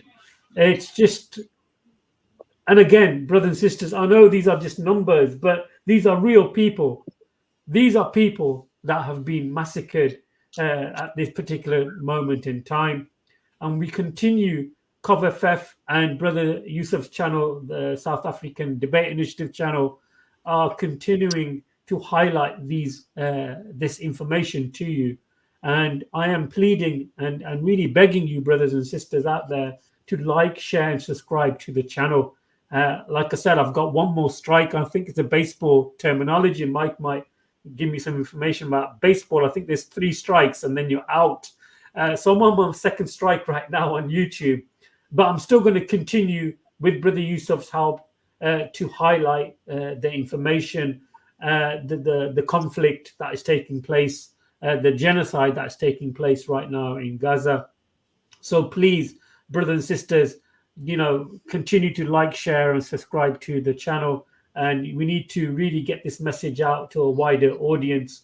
And those are the final words from me. And I want Brother Yusuf to end the show, if that's okay, Brother Yusuf.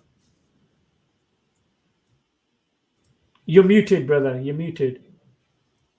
I want to thank the contributors. I want to thank John and Brother Aladdin and some of the other brothers. Mike, you generally come here quite regularly, and so we thank you for your time. But I think, since you're a regular person, I think we are not speaking to the converted, because essentially you are quite familiar with the position that we've been discussing over the past several months. It's there's no debate that Israel is committing a genocide. It's clear that the aim is to massacre people and civilians. And I think the Palestinian struggle is symbolic, essentially, of the struggle of all oppressed and people that are under the yoke of oppression and tyranny throughout the world. That is symbolic of the struggle of oppressed people all over the world, certainly not on the scale and horrors that we are basically seeing in Gaza, but something that we need to speak about. Let's be part and parcel that at some point in generations to come, when our grandparents or grandchildren speak to us, or great-grandchildren speak to us and ask us, what did you do? We can at least say that we communicated our voice, we spoke out. That was the least we could basically do. We never fought, but we spoke out. We spoke out against evil. We spoke out against rapacious power. Imagine you stayed in Nazi Germany and you were in your 80s or 90s, or now close to about 100, and you did nothing. You just simply allowed it to happen. How would history judge you? So let's not be people who history judges on the wrong side. Let's be on the right side of history. And generally, I believe that the stream and what Brother Muhammad has done on COV-FF and the South African Debate Initiative and people like John Homer and the Workers' Party and individual and activists of his particular caliber and many others out there, Brother Aladdin, there's a sister, Amatur Rahman, who's quite regular on this particular stream. We appreciate your support. Share the stream, share our channel, because our channel are being shadow banned. We're being shadow banned. Somehow the other YouTube allows other channels and people who do not contribute significantly, but they've got millions of views. Unfortunately, we are discussing a human situation. We are not promoting ourselves. We're not asking the public for money. We've never asked anyone for money. We've never asked or raised funds and pretending to raise funds for Palestinians. We are just simply sharing in our own capacity the reality of what's happening on the ground. If you're on YouTube, if you're on social media, if you're on WhatsApp, clip this video. There's no copyright. Edit it. Share it en masse. Share it to your friends. Share it to your family. And let the discourse be known so that some of the issues that we are raised that people basically are aware of. And so we collectively then, as a group, confront the propaganda that we see before us by Israel and by the corporate media. Well, and guys, not to take the last word, but I don't know if Yosef has been watching the chat, but you seem to have a convert, or at least someone who's willing to look into the history. SC Hall 2024. Yeah, Sister Hindsight. Yeah. Oh, that's Hindsight. Yeah, okay. Yeah. We know her very well. Last time she came on the show, she actually broke down in tears because some of the information that she received from Brother Yusuf and the information that we showed, she wasn't really aware of some of the crimes that are being committed by the IDF, the images.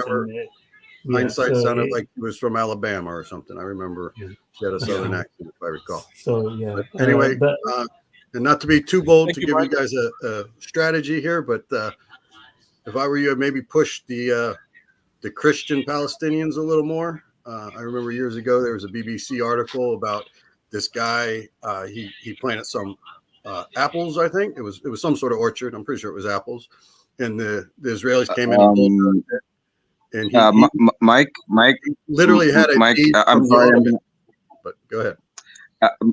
Mike, I'm sorry to stop you, but you have to understand something about the initiative that the brothers have taken. This isn't just about Muslims. This is about Palestinians.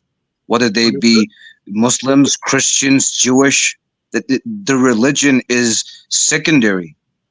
The point of the matter is human life. Understood, but most Americans and Brits are Christians, and so I think you can create more empathy that way, but do whatever you like. I didn't mean to wash you around. We have got a Palestinian on the stage. Mike, in regard of Muslims and Christian Palestinians, the head of the Christians church in Palestine, his name is Father Abdullah Hanna. And he is with the entire church 100% through Palestinian. Today they had a rally because of what's happening in Gaza, in Ramallah. And they were Christians with Muslims, imams, pastors, preachers, and priests walking in the beginning of the rally, united together. When Israeli sniper point a gun at you, He does not ask you if you are a Muslim or a Christian. He knows you are a Palestinian. You're his enemy. And I think that you've seen in social media, I don't want to tell you about it, it's in YouTube, what those extremist Orthodox Jews are doing to the priest, pastor, and the preacher, and what they do to the church, and how they spit at the church when they pass by the church. Their kids, their children, they are teaching them to do that. It's available on YouTube. So once it comes to the Palestinian conflict, no different between Muslims and Christians. Understood. They are both one. Please bear that in mind. I have it in mind. That was part of my suggestion. But anyways, thanks, guys. Y'all have a good one. Thank you. Thank you. I muted myself. So thank you, brothers and sisters, for joining in today. It's been actually an epic show today. It's gone over 3 hours. Normally we do our shows an hour or so, but thank God and thank Allah subhanahu wa ta'ala that we gone over a 3 hour mark. And I'd like to thank everybody who joined the show. Brother John Homer, thank you for joining us. I appreciate you coming on and it's been an honor. That graph. Thank you. Brother Hassan, Brother Yusuf, of course, as always, and our Ustad, our teacher, Aladdin. Thank you, brother. Really appreciate your time for coming on. But like I said, please like, share, and subscribe. Without your support, this channel will not be able to progress and go to a bigger audience. And I really appreciate that. Once again, for myself, and I speak on behalf of all the brothers and sisters, these are the salutations of peace. Assalamu alaikum wa rahmatullah wa barakatuh. Of course, as Jesus, peace be upon him, mentioned in the Bible, Shalom alaikum, peace be upon you all. And this is the best of greetings. So take care until the next show. Take care.